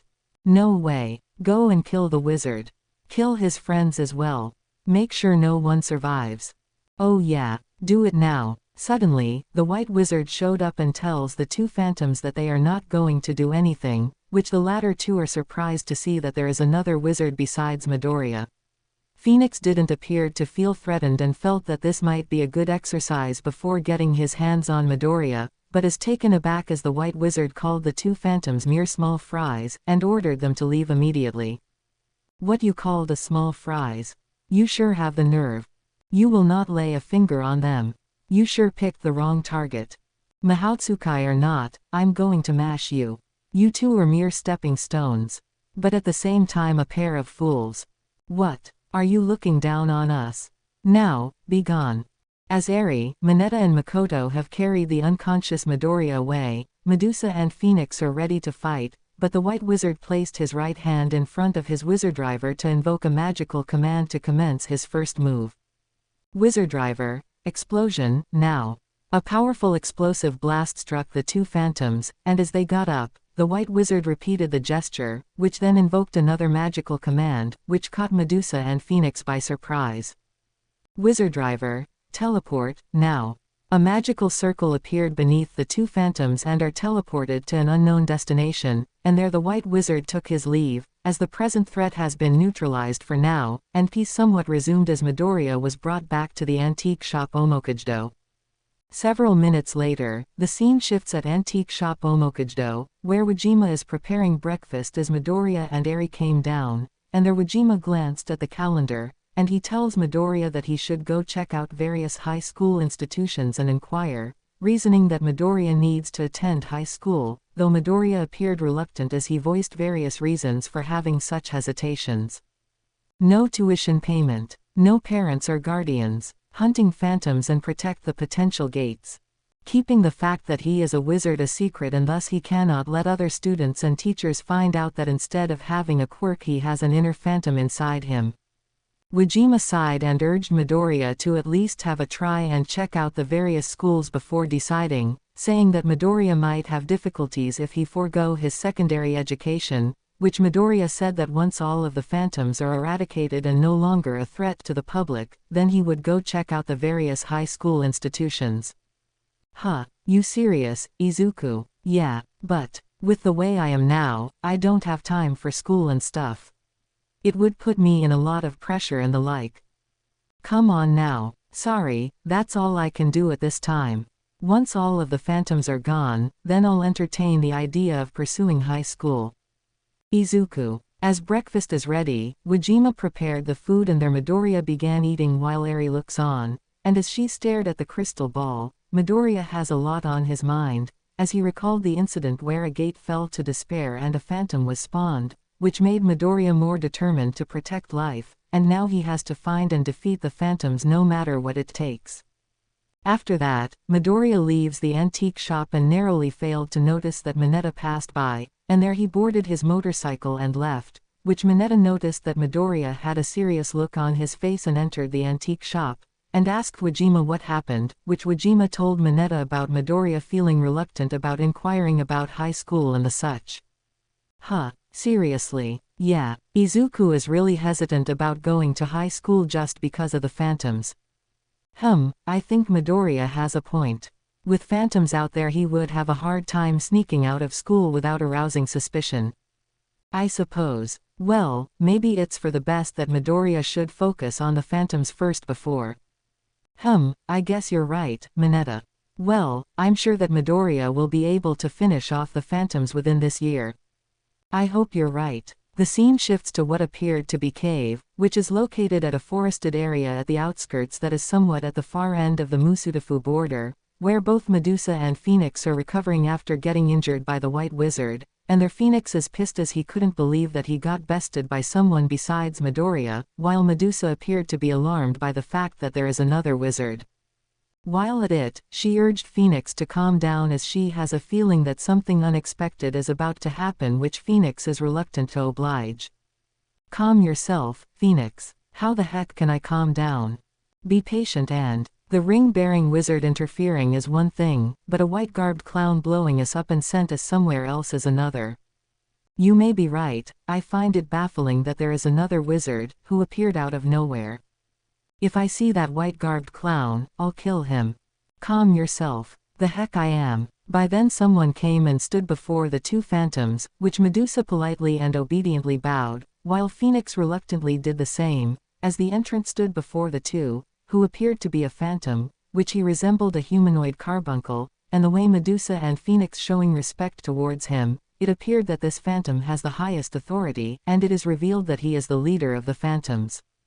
This carbuncle phantom nodded, and both Medusa and Phoenix, who assumed their human guises, stood up and addressed him as Wiseman, and their Medusa apologized for their pathetic state, though Phoenix reasoned that they were ambushed by the White Wizard, which Wiseman nodded and assured to his two subordinates that it is all right, saying that he is looking into the matter. No need to fret. You did nothing wrong. Thank you, Wiseman. Really, you're not upset at us? I mean, we got waylaid by some. Not at all. So another wizard appeared, I believe.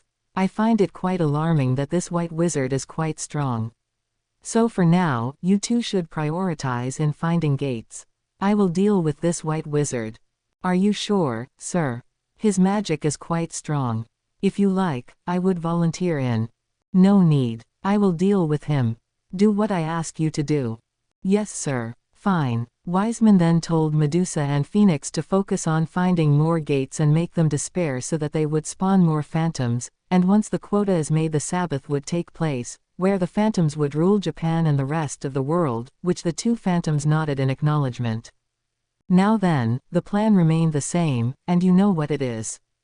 Yes, Wiseman. Really, you sure about us doing the usual even though that white-garbed clown is somewhere out there? Yes. You must keep on finding gates and make them despair, so that more phantoms would be born, and the Sabbath will rise again. Do not concern yourselves about this White Wizard. I will deal with him personally. Are you sure, sir? I must remind you that his magic is quite strong. You sure you can handle that guy? No need to worry. I will deal with him. Do what I ask you to do. Yes, sir. Fine. After that, Medusa and Phoenix left the cave, and there she tells Phoenix that they must find more gates and make them despair, so that the Wiseman would be pleased as he is raring to begin the Sabbath, which Phoenix just nodded as he is putting this up, as he really wanted to fight Midoriya as well as face the White Wizard again. You know what to do, Phoenix. Yeah, we must find more gates and make them despair. I got the memo already. Then we got to work double time. As long as that wizard and the white one don't get in my way. I'm sure that they won't. HMPH. At the Hero Public Safety Commission, one of the executive members is seen inside the meeting room, where he summoned a pro-hero as he appeared to have an ulterior motive, and moments later someone came in, and there it is shown that the pro-hero who entered turned out to be All Might himself, and there he greeted the executive member in his usual, jolly self, which the executive member waved and greeted All Might as well. Yo, greetings, All Might. Good day to you. Yes, thank you for answering my summons. No problem. Now then, what is the matter, in which you say it is something important? About that. As All Might took a seat, the executive member is acting polite before he started to act serious and said that he received reports that a teenage vigilante is making rounds and is trying to sway public opinion and make it appear that vigilantism is better than legal pro-heroes protecting the peace, and there the executive member showed All Might the picture of Midoriya. All Might stared at the picture, his usual smiling and jolly self was replaced with a look of concern and disbelief.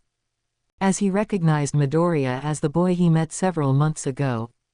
And there he asked the executive member if he is sure, saying that he met Midoriya before and that the boy is quirkless. But the executive member showed another picture, where Midoriya is in his alter ego, which All Might saw the picture of Midoriya in his jewel-themed armored appearance as Kamen Rider Wizard, and there the executive member claimed that if Midoriya is quirkless, then there is a possibility that Midoriya may have illegally acquired a quirk and is using it to discredit the legitimate pro-heroes by besmirching their image, thus making the public patronize and support vigilantism. You can't be serious. I'm afraid so. How? Perhaps this boy was driven by envy, and somehow used questionable means to get a quirk, and is now flaunting around like he owned the country.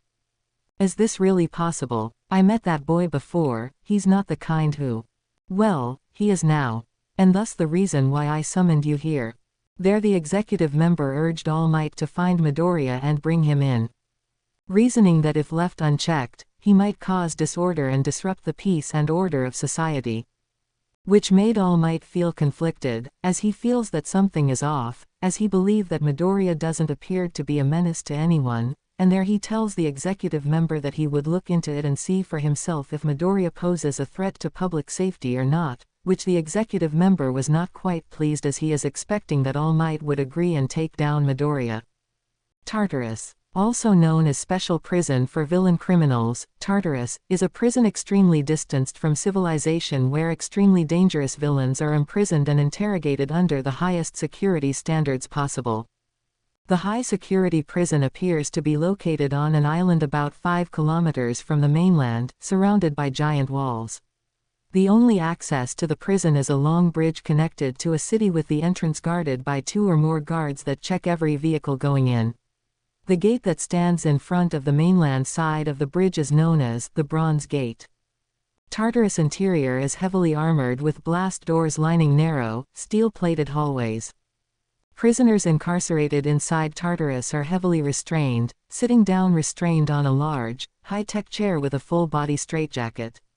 Though nominally a prison, the facility effectively serves as a dumping ground for individuals who threaten or have threatened public safety to a drastic extent. Regardless of sentencing status, these individuals are incarcerated and heavily monitored in Tartarus. This place currently holds several high-profile and dangerous individuals whose quirks are deemed very dangerous to people, and the prisoners are constantly being monitored in order to prevent them from attempting to use their quirks to mount an escape or jailbreak. The scene shows that Kana Tsutsumi, aka Lady Nagant, is sitting inside her cell, staring at the wall as she had a cynical look on life, and in her depressed state she wishes to see the downfall of hero society, knowing just how corrupt it is underneath, and stated that the symbol of evil's rule would be preferable over the corrupt system she spent years serving under. She also shows pity to the victims of the heroic society, which made her recall her past. It is revealed that Tsutsumi used to be a pro-hero and worked under the Hero Public Safety Commission, had an optimistic outlook in her desire to be a great hero, but was led down a dark path by her superiors, having been trained to kill villains and corrupt heroes, sometimes unjustly, who were threatening to disrupt the order in society. The then commissioner of the Hero Public Safety Commission assured to Tsutsumi that she is doing the right thing and that she has nothing to worry about, but the repeated killings resulted in her becoming disillusioned, and she soon fell into a depressive state upon realizing that the Hero Commission maintains a fragile and hollow peace at the expense of others, while hypocritically justifying that their actions are for the good of everyone. This made her realize that she wanted out and not get involved, but the then commissioner threatened her with an unspecified warning, which caused her to snap and kill him, but was captured, though the new commissioner is merciful and disapprove her predecessor's method and actions while sympathetic towards Tsutsumi, as she arranged to have her incarcerated at Tartarus, but she also used dubious means to explain why Tsutsumi was imprisoned. Suddenly, her musing was interrupted when a guard came and said that she got a visitor. And there she was escorted at a special room where she can safely speak to the visitor, in which it is a man in his mid-40s, and introduced himself as Dogarasu Raquero, the vice commissioner of the Hero Public Safety Commission, and there he greeted her in a kind and sympathetic manner, telling her that he checked her background and offered to get her out of Tartarus and find a way to clear her name and restore her faith in the current system. And so, Miss Tsutsumi, I truly want to help you as well as to restore your trust in. You're not planning on making me do the dirty deeds and... No, I'm not like the previous commissioner. I intend to come up with a way to clear your name and admit to the public that you were framed, as well as to restore your trust to the system. The Minister of Justice specifically requested me to find a way to get you out of here, and to clean your records and to avoid putting you in a scandal. The Minister of Justice. He is aware of what I went through. Yes. He approached me in secret and we discussed this matter in private, that's why I'm having a conversation with you alone. We don't want some corrupt bureaucrat guys getting in the way. It's the truth. Believe me. Tsutsumi stared suspiciously at Raquero, as she knows how corrupt the system is, yet she yearned to get out of Tartarus, as well as to clear her name, and she asked him what does he want and why would he want to help her, which Raquero said that he too didn't like the previous administration's method and sought to change it in a benevolent way, and wanted Tsutsumi to get her life back, resume a normal life and become the pro-hero she is known for. And there you have it. I explained the reasons why I set this private meeting with you alone. I truly believe that you were wronged and that you don't deserve to be treated like this. Are you sure you're telling me the truth? I do. Otherwise I wouldn't be speaking to you in private. I am pretty sure many would oppose in giving you a chance to start anew due to believing what the previous commission administration said about you and the reason why they locked you here. So what do you want from me? The Minister of Justice will meet with me, and I would do the necessary paperwork, and in the case that the other commission members oppose, the Minister of Justice would step in and vouch for you. All in all, you would be walking out of Tartarus probably, within this month. What do you say, Miss Tsutsumi? It'll be in your favor. A minute or two later, Midoriya is eating the donut he ordered and looked around to see if there is anything suspicious going on, and their All Might decided to make his move and approached Midoriya, where he took off his hat, and Midoriya was surprised to see All Might standing in front of him, not expecting that he would see the number one hero all of a sudden. He wondered what brought All Might here, yet he had a feeling that something is about to happen, especially after recalling how the number one hero told him that he can't become a hero because he was born quirkless, and there Midoriya wondered if All Might happened to catch a glimpse of him battling phantoms in the past few days, causing the younger boy to brace himself. There All Might appeared hesitant before getting himself to move and went straight to the point and asked him if he did something illegal by illegally obtaining an artificial quirk, telling Midoriya that he was born quirkless, hence All Might finds it alarming that Midoriya suddenly gain a quirk.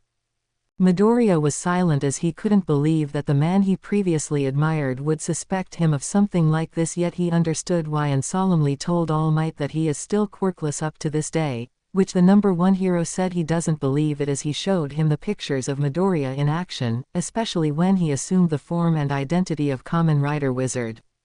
You say that you're quirkless yet you did something like what this picture says. Be honest with me, did you illegally acquire a quirk? No. Then how do you explain this? Are you doing this out of envy?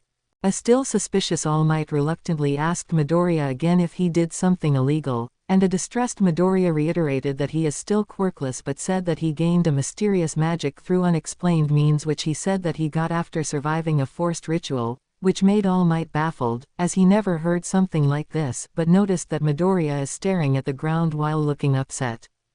At this point, Makoto Tsukauchi came and spoke to All Might, telling him that Midoriya did nothing illegal, and there she motions Midoriya to go, which he reluctantly did as told and left, and there Makoto told All Might what Midoriya told her before, as well as about the phantoms and how she lost her quirk, which surprised All Might upon hearing this. What? You lost your quirk? Yes. How? I'll tell you what I know. And why that boy is carrying such a heavy burden. Here is how it started. At the Omokujdo antique store the scene shows where Eri was staring at the crystal ball and Mineta took a glance, where he freaked out upon seeing the image of Midoriya, All Might and Makoto, which attracted Wajima's attention and asked what is going on, which Eri said that there is a possibility that All Might may have found out about Midoriya being a wizard, and Wajima finds it worrisome. Oh boy, this would be a problem. Izuku.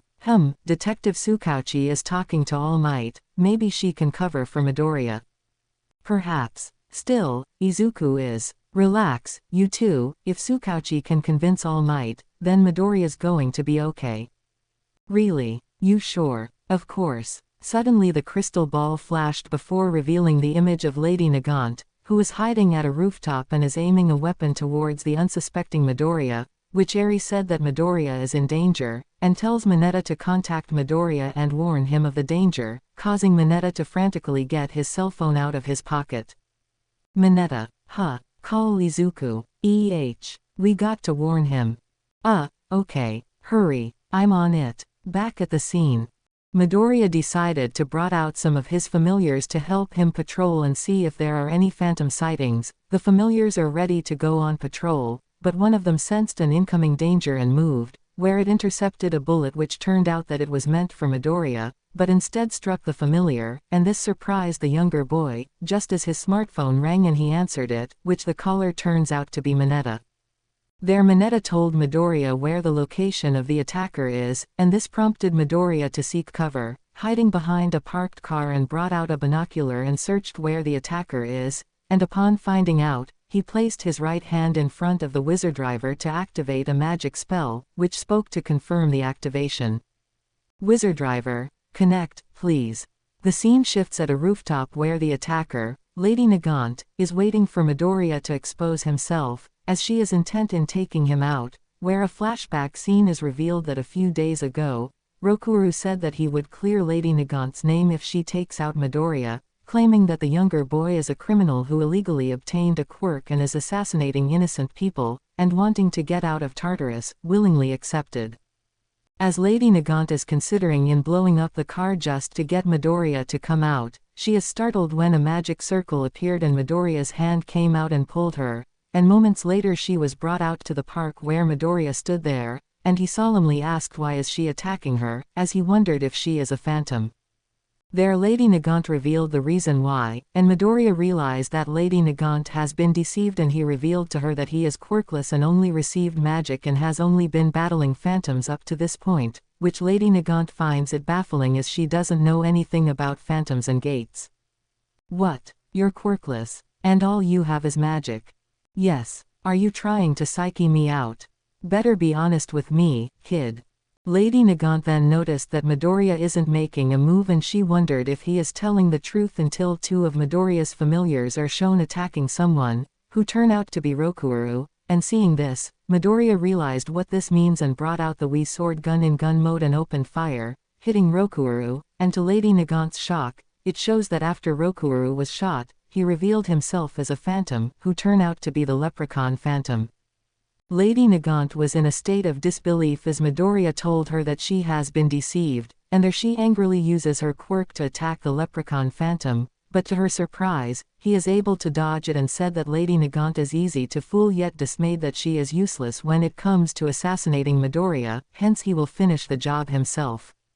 You really disappointed me, Lady Nagant. What the heck are you? I was hoping that you get to kill that brat for me, make my job easier. Then, you deceived me. Oh well, I have no more use for you. You are totally useless. Damn you. Angered, Lady Nagant uses her quirk and attacked Leprechaun Phantom, but to her surprise her attacks didn't faze him, and this prompted Midoriya to transform into Kamen Rider Wizard, and uses an array of spells to attack and weaken the Phantom, whilst Lady Nagant was surprised to see Midoriya in that form as he proceeded to defeat the Leprechaun Phantom. After that, Midoriya undid his transformation and asked why she attacked him a while ago, where she reluctantly revealed that Rokuru worked at the Hero Public Safety Commission and arranged for her to be released in exchange for a certain mission, which also includes getting her name cleared so that she can be reintegrated into society after several years of being imprisoned. There she reluctantly told her what happened to her that led to her being imprisoned, and a sympathetic Midoriya is wondering how to help her in getting the truth out and help her restore her faith in society, and he decided to offer to help her in exposing what happened here, though she appeared to be hopeless as she said that no one would believe that a high-ranking member of the Hero Public Safety Commission is a phantom. She then asked Midoriya how and why he has such a quirk, and he told her the truth, surprising her upon learning his backstory and how he survived the ritual and is tasked in hunting down and defeating phantoms wherever he goes, as this also means that he would forego 3 years of high school. What? You were born quirkless but recently got magic after surviving a ritual? Yes. How? Just what are you, shonen? Suddenly, several SUVs arrived and several SWAT members came out, all armed with high-powered weapons, and they aimed them at Lady Nagant, telling her to surrender or be taken down, as it is revealed that Rokuru, aka the Leprechaun Phantom, faked Lady Nagant's release, where he made it appear that she killed several guards in order to escape so as to give authorities an excuse to kill her off without realizing that they were being manipulated. Lady Nagant was starting to lose faith as she is getting more and more disillusioned.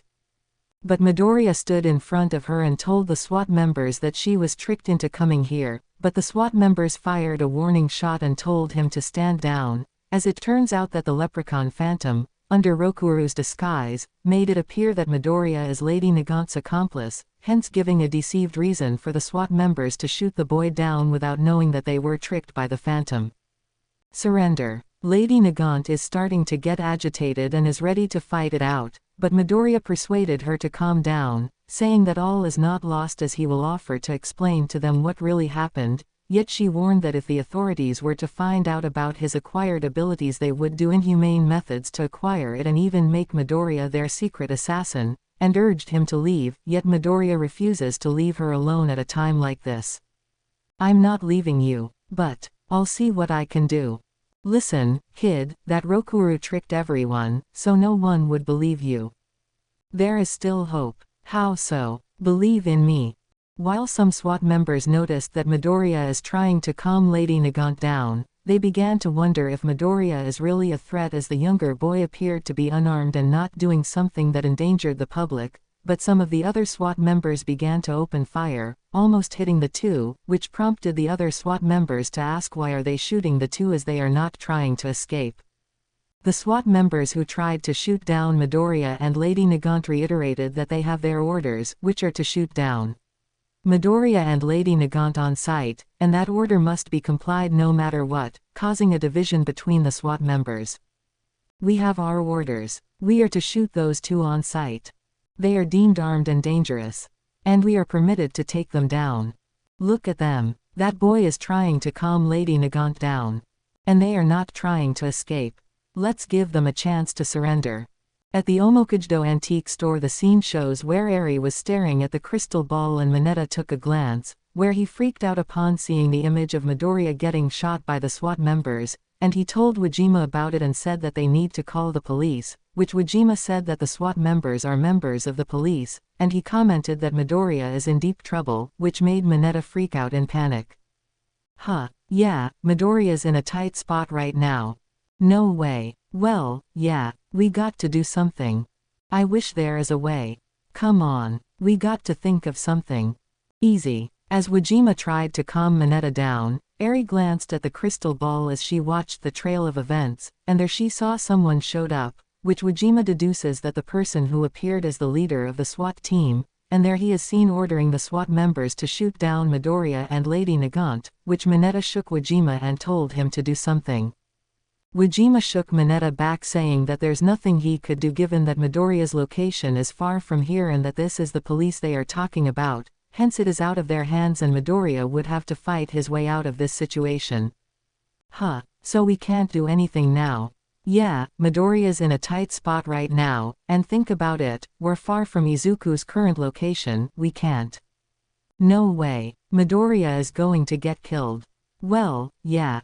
We got to do something. I wish there is a way, but as you can see. Come on, we got to think of something. Easy, stop shaking me." The two stopped their bickering as they noticed Eri staring at the crystal ball in utter shock, and there she grabbed the smartphone to try calling Midoriya, and as Wajima asked what is wrong, Eri told him that a phantom is there, baffling him as he and Mineta glanced at the crystal ball and sees nothing but the SWAT team and its team leader. But Eri said that she saw him on the crystal ball, which Wajima became more baffled, and as Mineta glanced at the crystal ball, he sees nothing but the SWAT members and their leader, but then he had a bad feeling about this and asked Eri if the one shown is the phantom in disguise, which she nodded, shocking Mineta and Wajima. "Huh, yeah, a phantom is there right now. No way. Well, yeah, we got to do something. Wajima, let's go in." "We can't. It's too far in. Come on, we got to think of something." "Easy." Back at the scene, the leader of the SWAT team showed up and smugly ordered the SWAT members to shoot Midoriya and Lady Nagant on sight, which the others willingly complied but others protested, saying that Midoriya is unarmed and wounded, but the SWAT leader sternly ordered the SWAT members to shoot Midoriya, which the other SWAT members obediently nodded in acknowledgement. "Yes sir." As Lady Nagant is glaring at the SWAT members, Midoriya's smartphone rang, and as he wobbly answered it, he was startled as Eri frantically called him, saying that a phantom is one of the SWAT members, and told him to get out of there as he is too wounded to fight back at this time, baffling Midoriya as Lady Nagant looks on, listening to the conversation, and she noted that the caller is clearly a child. "A phantom, yes, here, he's right in front of you. You got to get out of there. But, please, Izuku." However, the SWAT leader shoots the smartphone and struck Midoriya's hand, further injuring him in the process, and there he ordered the SWAT members to shoot Midoriya and Lady Nagant immediately, which the SWAT members nodded in obedience, but the other SWAT members began aiming their weapons at the SWAT leader, saying that he is out of line and said that he is relieved of his command and will contact headquarters. However, the SWAT leader smirked and stared at the SWAT members, and the SWAT members who tried to defend Midoriya appeared to fall into a trance, and there the SWAT members stood still as the SWAT leader ordered the SWAT members to shoot down Midoriya and Lady Nagant immediately, which the now mesmerized SWAT members nodded in obedience. Lady Nagant was appalled by this and instinctively uses her quirk and shoots the SWAT leader on his face, but to her shock his face just smoked and no blood came out. And there the SWAT leader just stood there before changing its appearance, where he is revealed to be a phantom, who resembled that of a humanoid scorpion. He turns out to be the Akrabumelu phantom, and there he tells Nagant that it is useless as he grabbed her by her neck and held her for several seconds before letting her go, and she slumped to the ground as cracks appeared on her body, where Midoriya realized that she is forcibly being induced into despair, and the Akrabumelu phantom waves his hand as the SWAT members shoots Midoriya on his arms and legs, further injuring and disabling him as he screamed out in pain. The Akrabumelu phantom and ordered the mesmerized SWAT members to keep it up, which they mindlessly obeyed him. "Yes, sir." The Akrabumelu phantom laughed diabolically as he taunted Midoriya that he will fail and fall into despair once Lady Nagant dies and a phantom would be spawned, and there he ordered the SWAT members to further torment Midoriya, which they nodded obediently as they remained under his control, and further shoots Midoriya on his arms and legs before shooting both his shoulders, further causing Midoriya to scream in pain. The Akrabumelu phantom laughed loudly and told the mesmerized SWAT members to continue shooting Midoriya until his arms and legs are severed, which the SWAT members nodded in obedience, as they have no control over their thoughts and mindlessly obeyed him due to being under the mental control of the Akrabumelu phantom. "Yes, sir." However, something unexpected took place as someone happened to pass by, which a person, a young man who appeared to be 20 years old, in which he is described as a slim young man with a rather plain appearance, possessing smooth, short brown hair and large, round brown eyes. His attire consists of normal clothes in conjunction with one of his many all-might-haired hooded jackets. He also sports some motorcycle protective gear such as gloves and boots. This person is identified as Koichi Himawari, and there he saw Midoriya all bloodied on his arms, legs and shoulders, whilst seeing the SWAT members aiming their guns at him as the Akrabumelu phantom stared at the young man, though Midoriya feared for the stranger's safety and told Himawari to get away from the phantom, but this somewhat piqued Himawari's curiosity, much to the Akrabumelu phantom's bafflement seeing that Himawari wasn't terrified. "Hurry, get away from here, huh, that guy's a phantom, you can't beat him." "Did you say a phantom? Don't argue, just go." "A phantom, huh, hurry, looks like this is my lucky day." As the Akrabumelu phantom laughed and decided to make Midoriya despair by having him witnesses another death of a civilian alongside the dying Lady Nagant, Himawari then dropped his backpack and opened the zipper of his jacket, in which a strange-looking belt is seen attached to his waist, and then took out something from his left pocket before inserting it on his left middle finger. It appeared to be a magic ring, but the design is different as it has properties that resembled a key. As the Akrabumelu phantom decided to go after Himawari, the latter made his move as he began to wave his arms and hands in a circular motion before his left hand, in a closed fist, makes contact on the left side of the belt, identified as the Beast Driver, in which his ring, having an emblem of a lion, entering the Beast Driver's left slot and turned it in a key ignition-like twist, which the belt's doors opened and his magical transformation is initialized. Beast Driver, set, open, Lion, lion. A pentagram-shaped magical circle appeared after the Beast Driver's doors opened and slowly went forward, pushing the Akrabumelu phantom back before it stopped and went towards Himawari, enveloping him, and now the young man is enveloped in black armor, while his outer armor is gold with designs and crest of a lion, especially his helmet, and he is now transformed into what appeared to be another armored wizard. Midoriya stared wide-eyed at seeing this as he had no idea that another wizard is here, as all he knows that the other wizard around is the White Wizard, and there the Akrabumelu phantom got up and expressed shock as he did not expect that there is another wizard, and demanded an explanation from Himawari, who coolly introduced himself. "What is this? Heh, you're a wizard too. Looks like it. How did this happen? Don't know, don't care. Now you're going to find out what happens when you try to mess with this ancient wizard.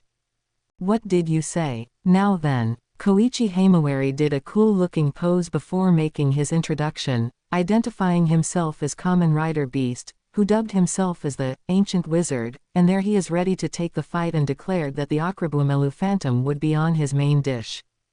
Not far from the scene of the battle, the White Wizard is watching from a blind spot as he originally intended to intervene and aid Midoriya, but the unexpected appearance of a passerby, who transformed into another armored wizard, is about to confront the Akrabumelu Phantom, which made the White Wizard hesitate as he glanced at the new entrant. That belt, could it be? The White Wizard decided to observe the scene first before making his move, curious to see what this other wizard can do, and what magical properties this passerby possesses. Flashback. As the mesmerized SWAT members shoots Midoriya on his arms, legs and shoulders, the Akrabumelu Phantom laughed maniacally as he watches Lady Nagant succumbing, and there he told the mesmerized SWAT members to keep shooting until Midoriya's arms and legs are severed, which they all nodded in obedience, unaware of their current actions. Yes sir. The White Wizard, who magically appeared nearby, observed what is happening, and he felt that Midoriya is in a pinch and is considering bailing him out of this messy situation, and felt that it might be time for him to undergo an evolution. It seems that I may have to step in, perhaps now is the time to. The White Wizard is poised to activate a magic spell to disrupt the SWAT members' next attack when someone showed up as this person happened to pass by, and despite being in pain, Midoriya managed to shout and told the passerby to get away from here because of the phantom, which made the passerby stare at Midoriya in curiosity and interest, which Midoriya noticed that the passerby looked excited. Hurry, get away from here, huh, that guy's a phantom, you can't beat him. Did you say a phantom? For real? Yes, he is, don't argue, just go. A phantom, huh, this is good timing, what? Looks like this is my lucky day, and a good one too. Intrigued, as well as to break Midoriya down mentally, the Akrabumelu Phantom decided to go after Himawari, and there he ordered the mesmerized SWAT members to keep shooting down Midoriya and not stop, which the mesmerized SWAT members nodded in obedience, who remained unaware of their actions due to being under the mental control of the Phantom. Yes sir. As the Akrabumelu Phantom is just moments away from laying a hand on the seemingly unarmed passerby.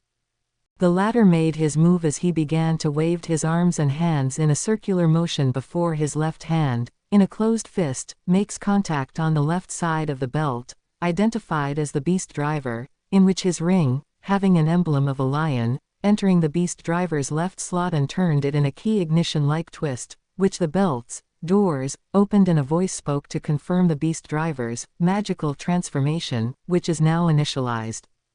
Beast Driver, set, open, Lion, lion. A pentagram-shaped magical circle appeared after the Beast Driver's doors opened and slowly went forward, knocking the Akrabumelu Phantom back before it stopped and went towards the passerby, identified as Koichi Himawari, enveloping him, and now the young man is enveloped in black armor, while his outer armor is gold with designs and crest of a lion, especially his helmet, and he is now transformed into what appeared to be another armored wizard.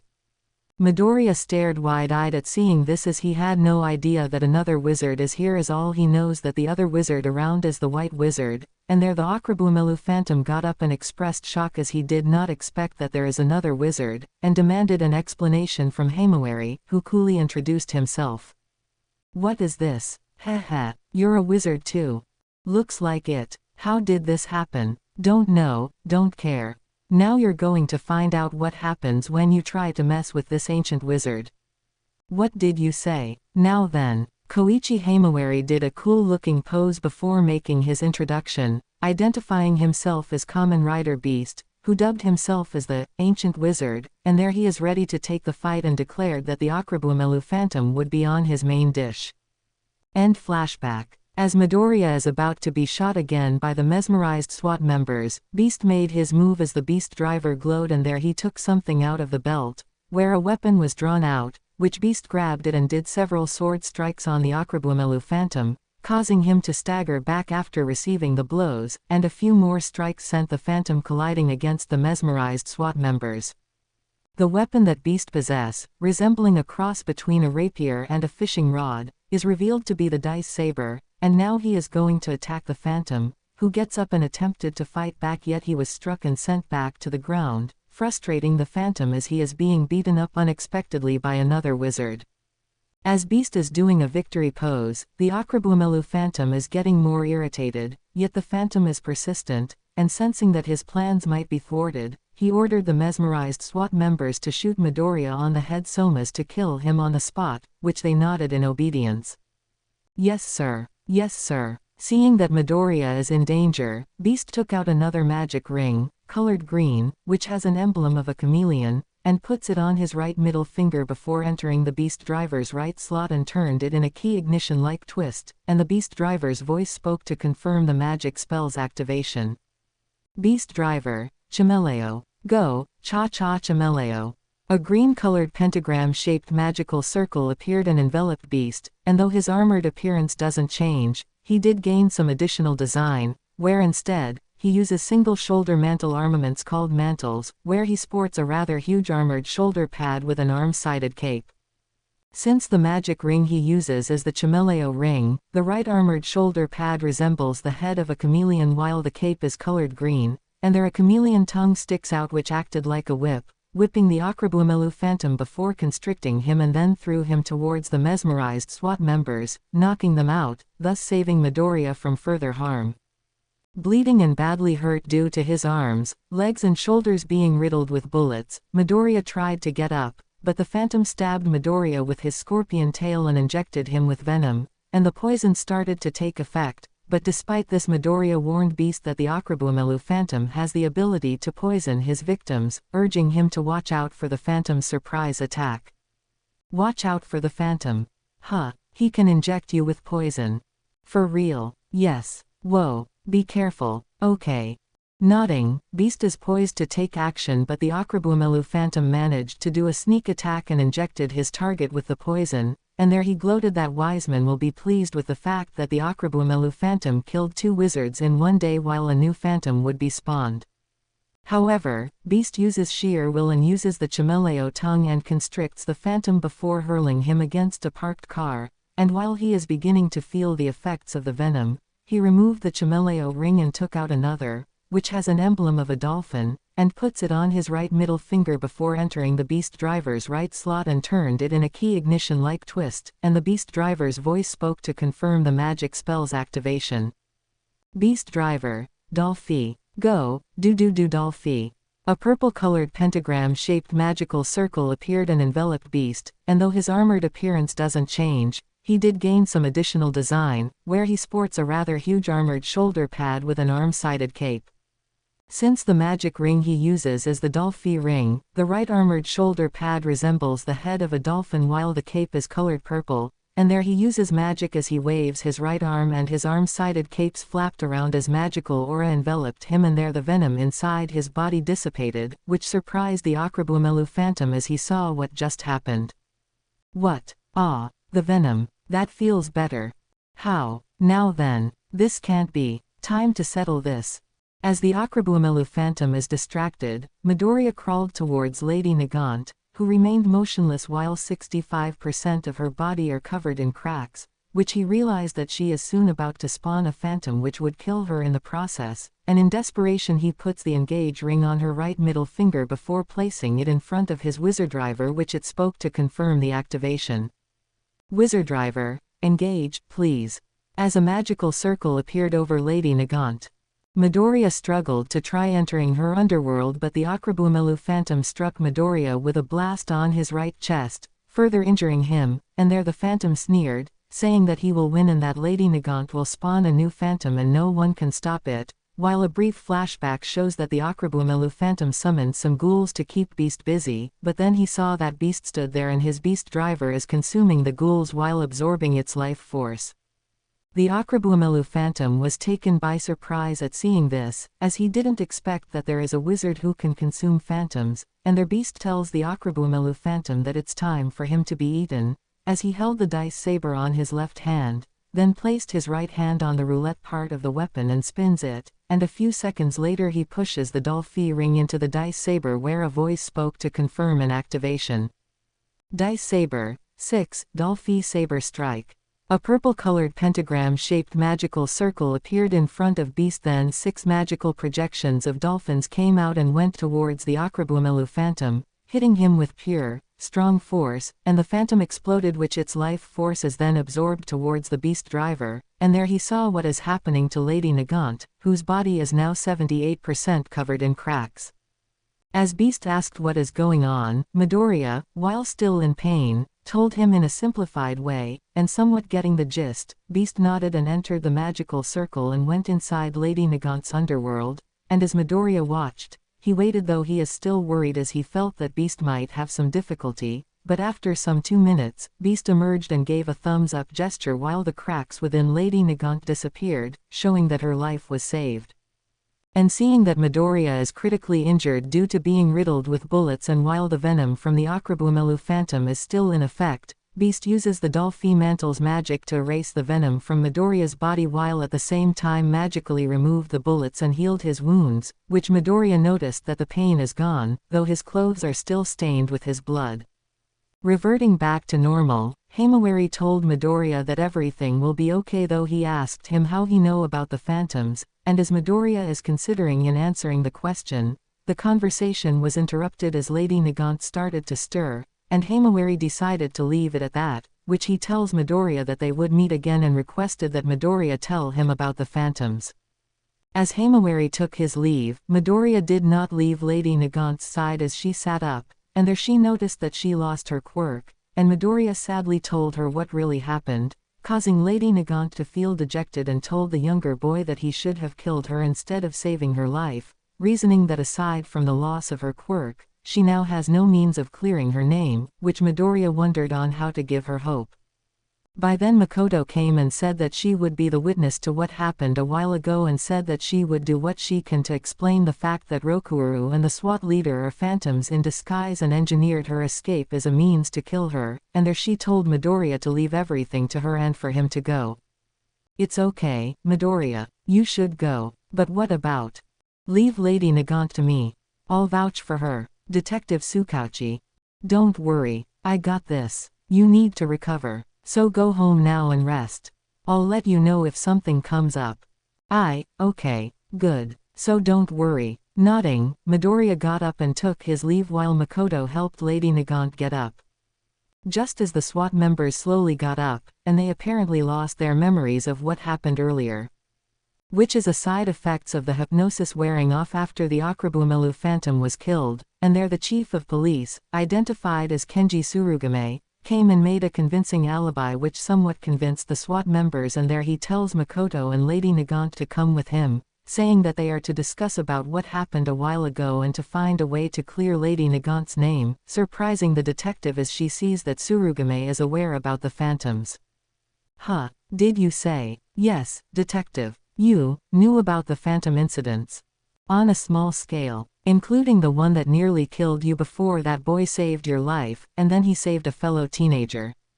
Please come with me. We should discuss this privately while finding a way to clear Lady Nagant's name, and how to have her get reintegrated back into society. Okay, good. Meanwhile, All Might watched Midoriya boarding his motorcycle and left, which the pro-hero is having mixed feelings, as it is revealed that Makoto told All Might about Midoriya's tragic childhood, being abducted and subjected to a supernatural ritual which he was the sole survivor and carries the burden to defeat the phantoms to prevent another tragedy from happening again. Then he witnessed Midoriya trying to defend Lady Nagant before being shot several times by the controlled SWAT members until Himawari came and defeated the phantom, and the rest is history, and now All Might felt like regretting how he treated Midoriya, yet he still disapproves the younger boy's activities as it borders on vigilantism. A few days later, the scene shifts at the Omokujdo antique store, where you can see that Midoriya is fully recovered from his injuries and that his mana is back at full strength, and their Wajima told him that breakfast is ready and he should come down and eat, which Midoriya said that he is coming down in a few moments. Just then, Mineta arrived and joins in, saying that he wanted to taste Wajima's cooking, which pleased the senior citizen and invited Mineta to join Midoriya, saying that there's enough food for everyone, and this made Mineta excited and thanked Wajima for the invitation, which flattered the ring maker, glad to hear such compliments.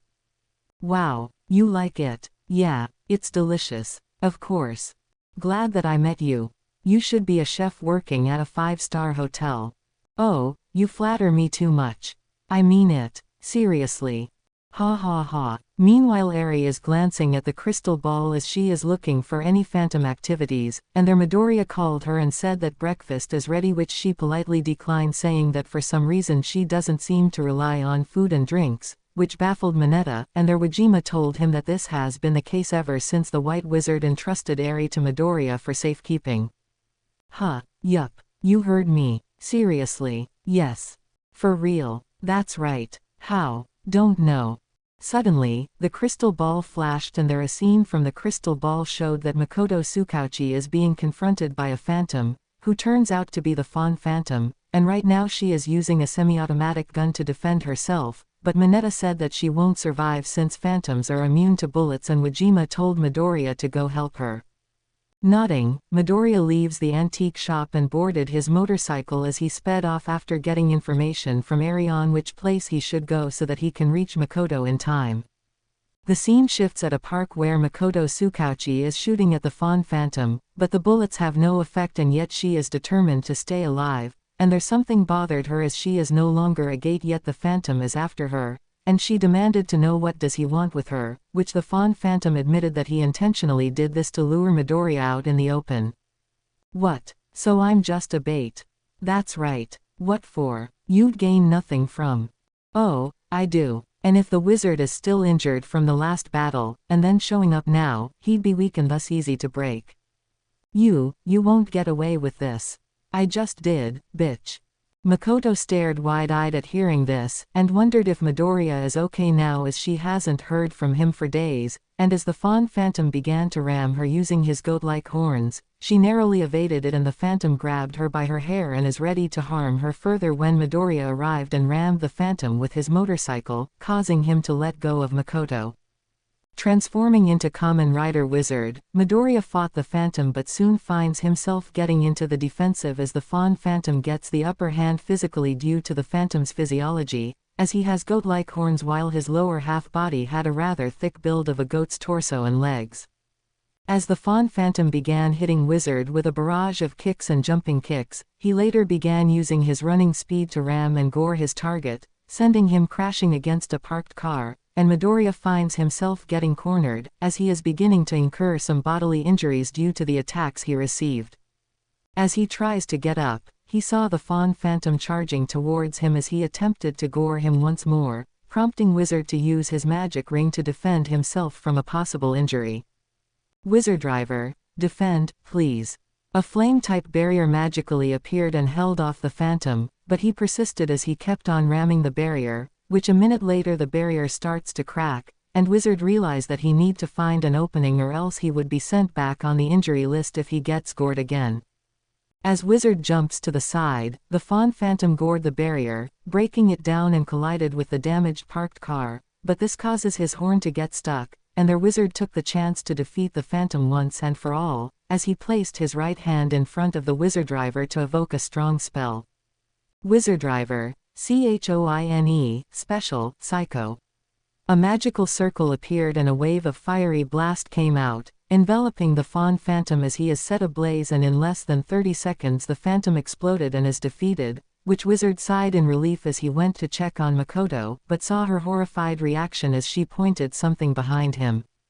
Turning around, he was taken by surprise as another Phantom appeared, which resembled a buffalo-like creature with shaggy fur, large horns and a thick muscular build, rammed him using his horns, and the impact sent Wizard getting thrown back, and this new Phantom began to beat and throttle the target with reckless abandon. Ha! UN. Got you. Ow. Looks like Fawn's plan worked like a charm. AAACCKKKHHH. Now I can kill you so easily. WWWAAAHHH. The phantom that appeared is revealed to be the Catoblepas phantom, and he managed to injure Wizard to a degree that he is too weakened to mount a retaliation, and there the Catoblepas phantom is ready to gore Wizard again when Koichi Himawari coincidentally passed by, and seeing what is happening, he sensed that the Catoblepas phantom emits a strong mana, and finds this a good opportunity and began to verbally provoke the phantom, which made the phantom shift his attention. "Hey, bullshit. Huh, over here. You talking to me? Who else, horny? Are you challenging me? What if I say I do? Hey, are you threatening me?" Amused, the Catoblepas phantom decided to target Himawari and make a quick kill as he finds it easy to kill a human. Unaware of the fact that he is facing another wizard. And there Himawari made his move as he began to wave his arms and hands in a circular motion before his left hand, in a closed fist gesture, makes contact on the left side of the belt, which is the beast driver, in which his ring, having an emblem of a lion, entering the beast driver's left slot and turned it in a key ignition-like twist, which the belt's doors opened and a voice spoke to confirm the beast driver's magical transformation, which is now initialized. Beast driver, set, open, Lion, lion. A pentagram-shaped magical circle appeared after the beast driver's doors opened and slowly went forward, knocking the Catoblepas phantom back before it stopped and went towards the Himawari, enveloping him, and now the young man is enveloped in black armor, while his outer armor is gold with designs and crest of a lion, especially his helmet, and he is now transformed into Kamen Rider Beast. The Catoblepas phantom stared wide-eyed as he didn't expect that Himawari is another wizard, and their Kamen Rider Beast tells the phantom that he is going to be eaten, which made the phantom raise an eyebrow at hearing this, wondering if Beast knows what he is saying as he finds it impossible for a mere human to consume a phantom like it was nothing. "What the, this can't. Heh, so you're the one I heard. Yup, I didn't expect that you'd be the ancient wizard. So I'm flattered. If that's so, then I should kill you this instant. Good, you're going to be my main dish." As the Catoblepas phantom is getting ready to charge, Beast surveys his opponent, and recognizes that he would need to match the opponent with brute force. He puts on a red-colored ring on his right middle finger before entering it onto the beast driver's right side slot and turned it in a key ignition-like twist, and the beast driver's voice spoke to confirm the magic spell's activation. Beast driver, buffa. Go, bu buffa. A red-colored pentagram-shaped magical circle appeared and enveloped Beast, and though his armored appearance doesn't change, he did gain some additional design, where instead, he uses single-shoulder mantle armaments called mantles, where he sports a rather huge armored shoulder pad with an arm-sided cape. Since the magic ring he uses is the buffa ring, the right armored shoulder pad resembles the head of a buffalo which has buffalo horns while the cape itself is colored red, and their beast charged forward as the two combatants began to try pushing one another back, and the Catoblepas phantom is surprised to see that Beast's buffalo mantle roughly has the same strength as his. "Ha, Yuen, not bad. So you're physically strong like me. Oof, I could say the same about you. Looks like I'm going to enjoy killing you. Ow, don't push your luck. Too bad, because once I pin you down, I can kill you so easily. Unff, we'll see about that."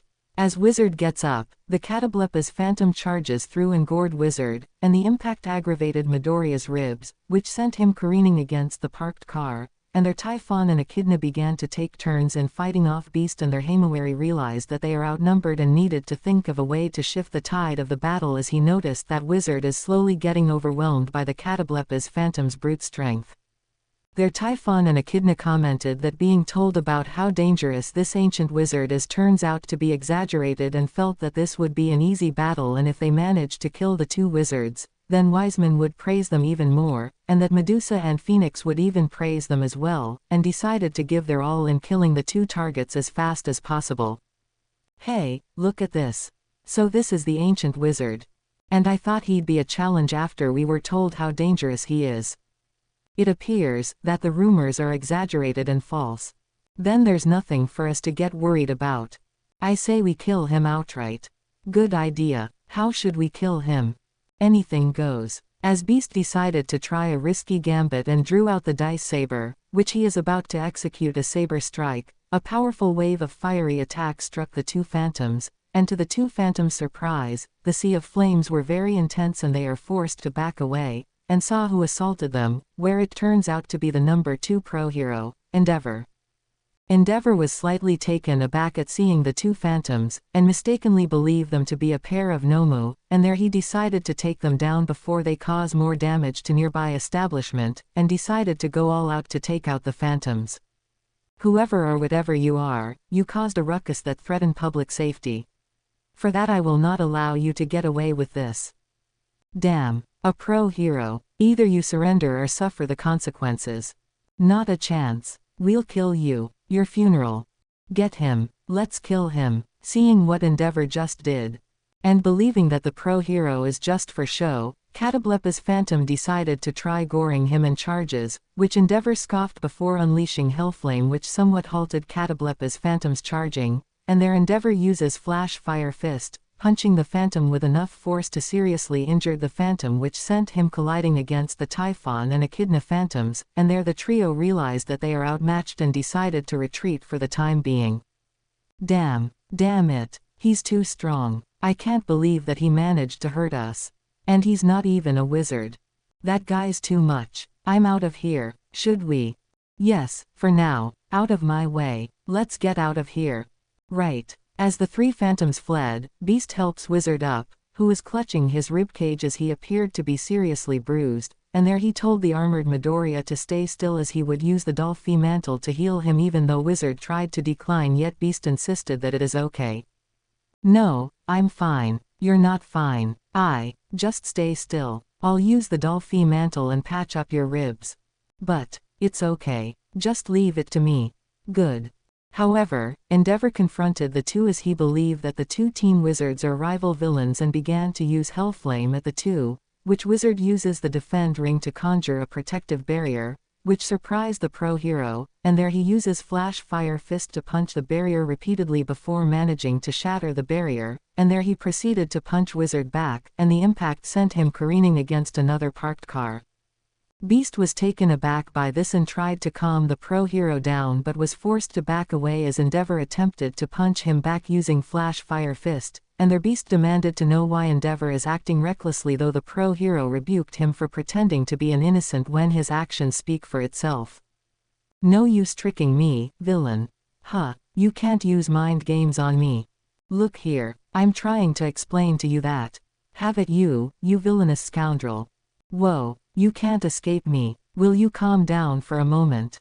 However, a magical circle appeared below the weakened wizard before it glowed as it teleported him away, which Beast was taken aback, and as Endeavor is about to take advantage of the distraction, Makoto stood in between and Endeavor was forced to halt his assault, unwilling to risk striking an innocent person, though he braces himself as he assumed that Beast would take advantage.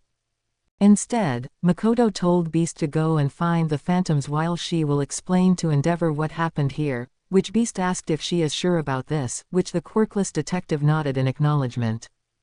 Go, find the phantoms. Are you sure? What about that guy? I'll explain everything to him. I witnessed what I saw, so don't worry about me. But, it's fine. Finding the phantoms are more important. Fine, good. Please go. Okay. After that, Beast left, and their Endeavor demanded an explanation, which she nodded and told Endeavor that this would be a long story and assured to him that the two Kamen Riders are not villains or threats to society as they are on the side of good. Are you sure about what you're saying? Yes. That those two in strange armors are not Nomu or villains. They are what you call magic users, and they are not villains. So they're vigilantes, something like that. Your explanation better have substance, if they turn out to be. Believe me, I witnessed everything since several weeks ago, and you'll soon learn what I found out about the phantoms. At the Omokujdo antique store, Wajima, Eri and Mineta were surprised to see that Midoriya teleported right in front of them, and became concerned as they saw him clutching his rib cage, where Wajima told Mineta to get the first aid kit and bring it here, which Mineta frantically nodded in acknowledgement, worried to see Midoriya in that kind of state. Mineta, get me the first aid kit. Eep. Midoriya, what happened? Mineta, just go get the first aid kit. Oh, okay. Don't worry, I'll patch up Midoriya immediately. He'll be okay. Alright. Now stay calm and don't panic. Oh, okay.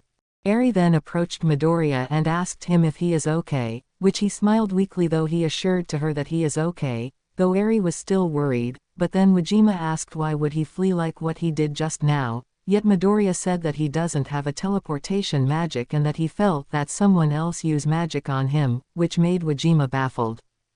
There Eri realized that the White Wizard did this, which Wajima asked what and why would the White Wizard do something like that, and Eri believed that he did this to covertly help Midoriya given his injuries and that to avoid further conflict with Endeavor, though Wajima felt that the White Wizard didn't have to do that given that Makoto was there and she could simply explain everything.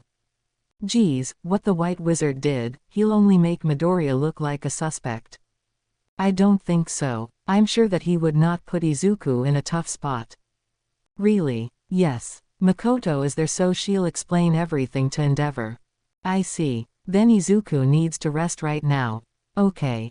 Then Midoriya noticed the 3 magic stones and their Wajima explained the circumstances and said that he believed that the White Wizard must have sent the stones so that Wajima himself could carve and make magic rings given that the 3 phantoms earlier are too strong for Midoriya to handle alone.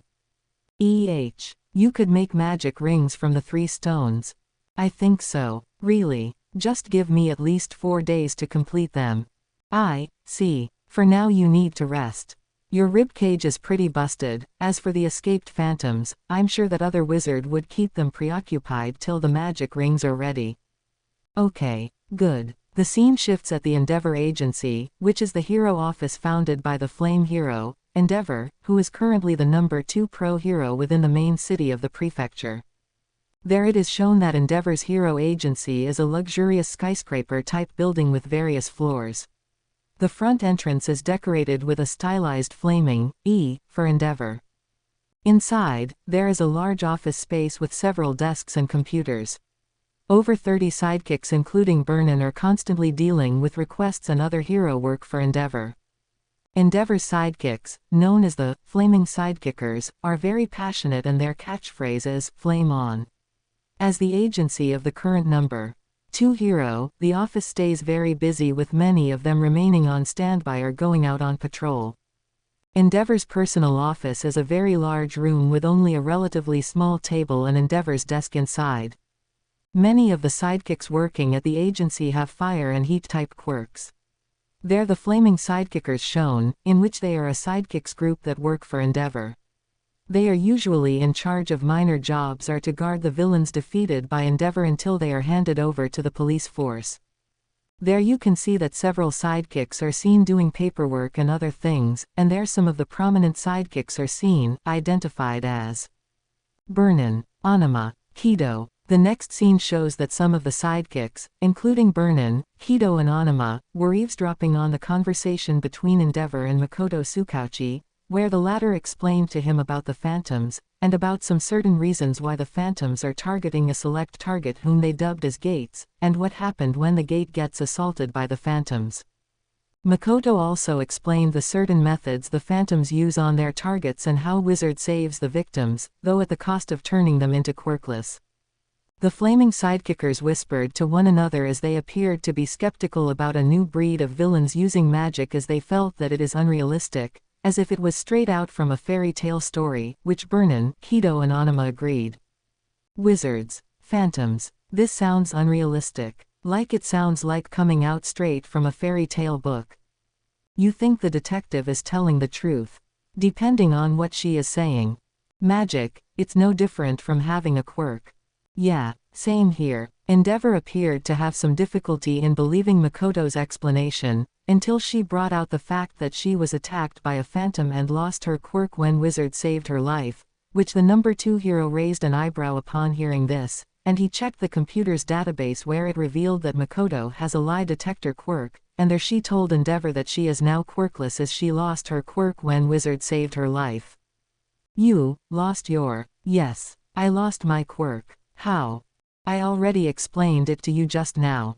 Those phantoms, they did something to their victims' bodies, causing their quirks to go out of control inside their bodies. The wizard would go inside the gate's bodies and stabilize it, but at the cost of erasing their quirks and rendering them quirkless, but that's the small price in saving their lives rather than letting them die.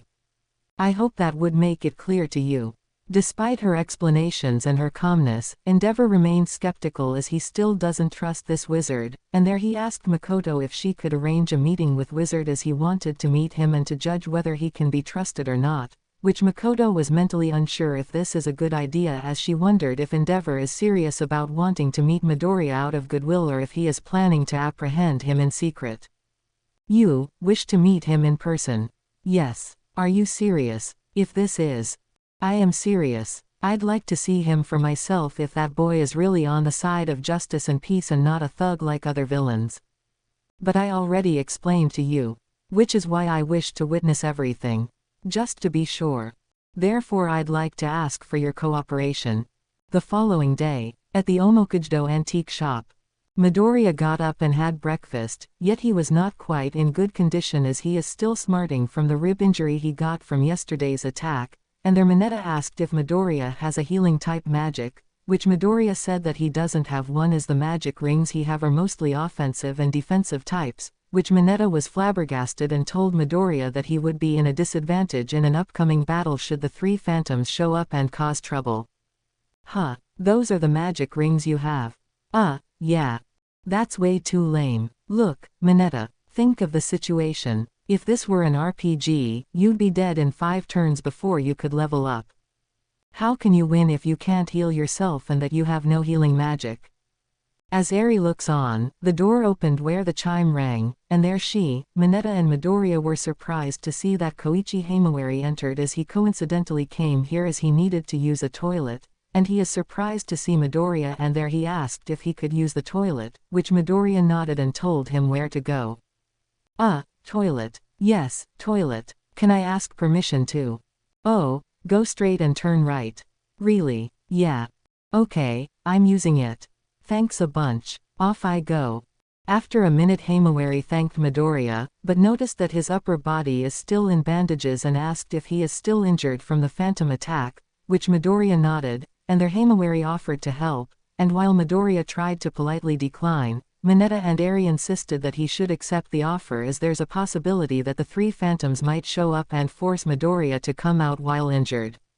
Nodding, Himawari brought out his magic ring and transformed into Kamen Rider Beast and uses the Dolphy ring to assume the Dolphy mantle and uses its magic to heal Midoriya, and the latter is in full health and ready to go. As Midoriya thanked Himawari, the latter said that it is nothing, but then the crystal ball glowed and as Eri checked it, she saw the Catoblepa's phantom is targeting a hospice, which Midoriya clenched his fists as he couldn't believe that the phantom would attack some bedridden senior citizens, which Mineta was shocked at this and their Himawari told Midoriya to rest, stating that he got this and he will deal with the Catoblepa's phantom.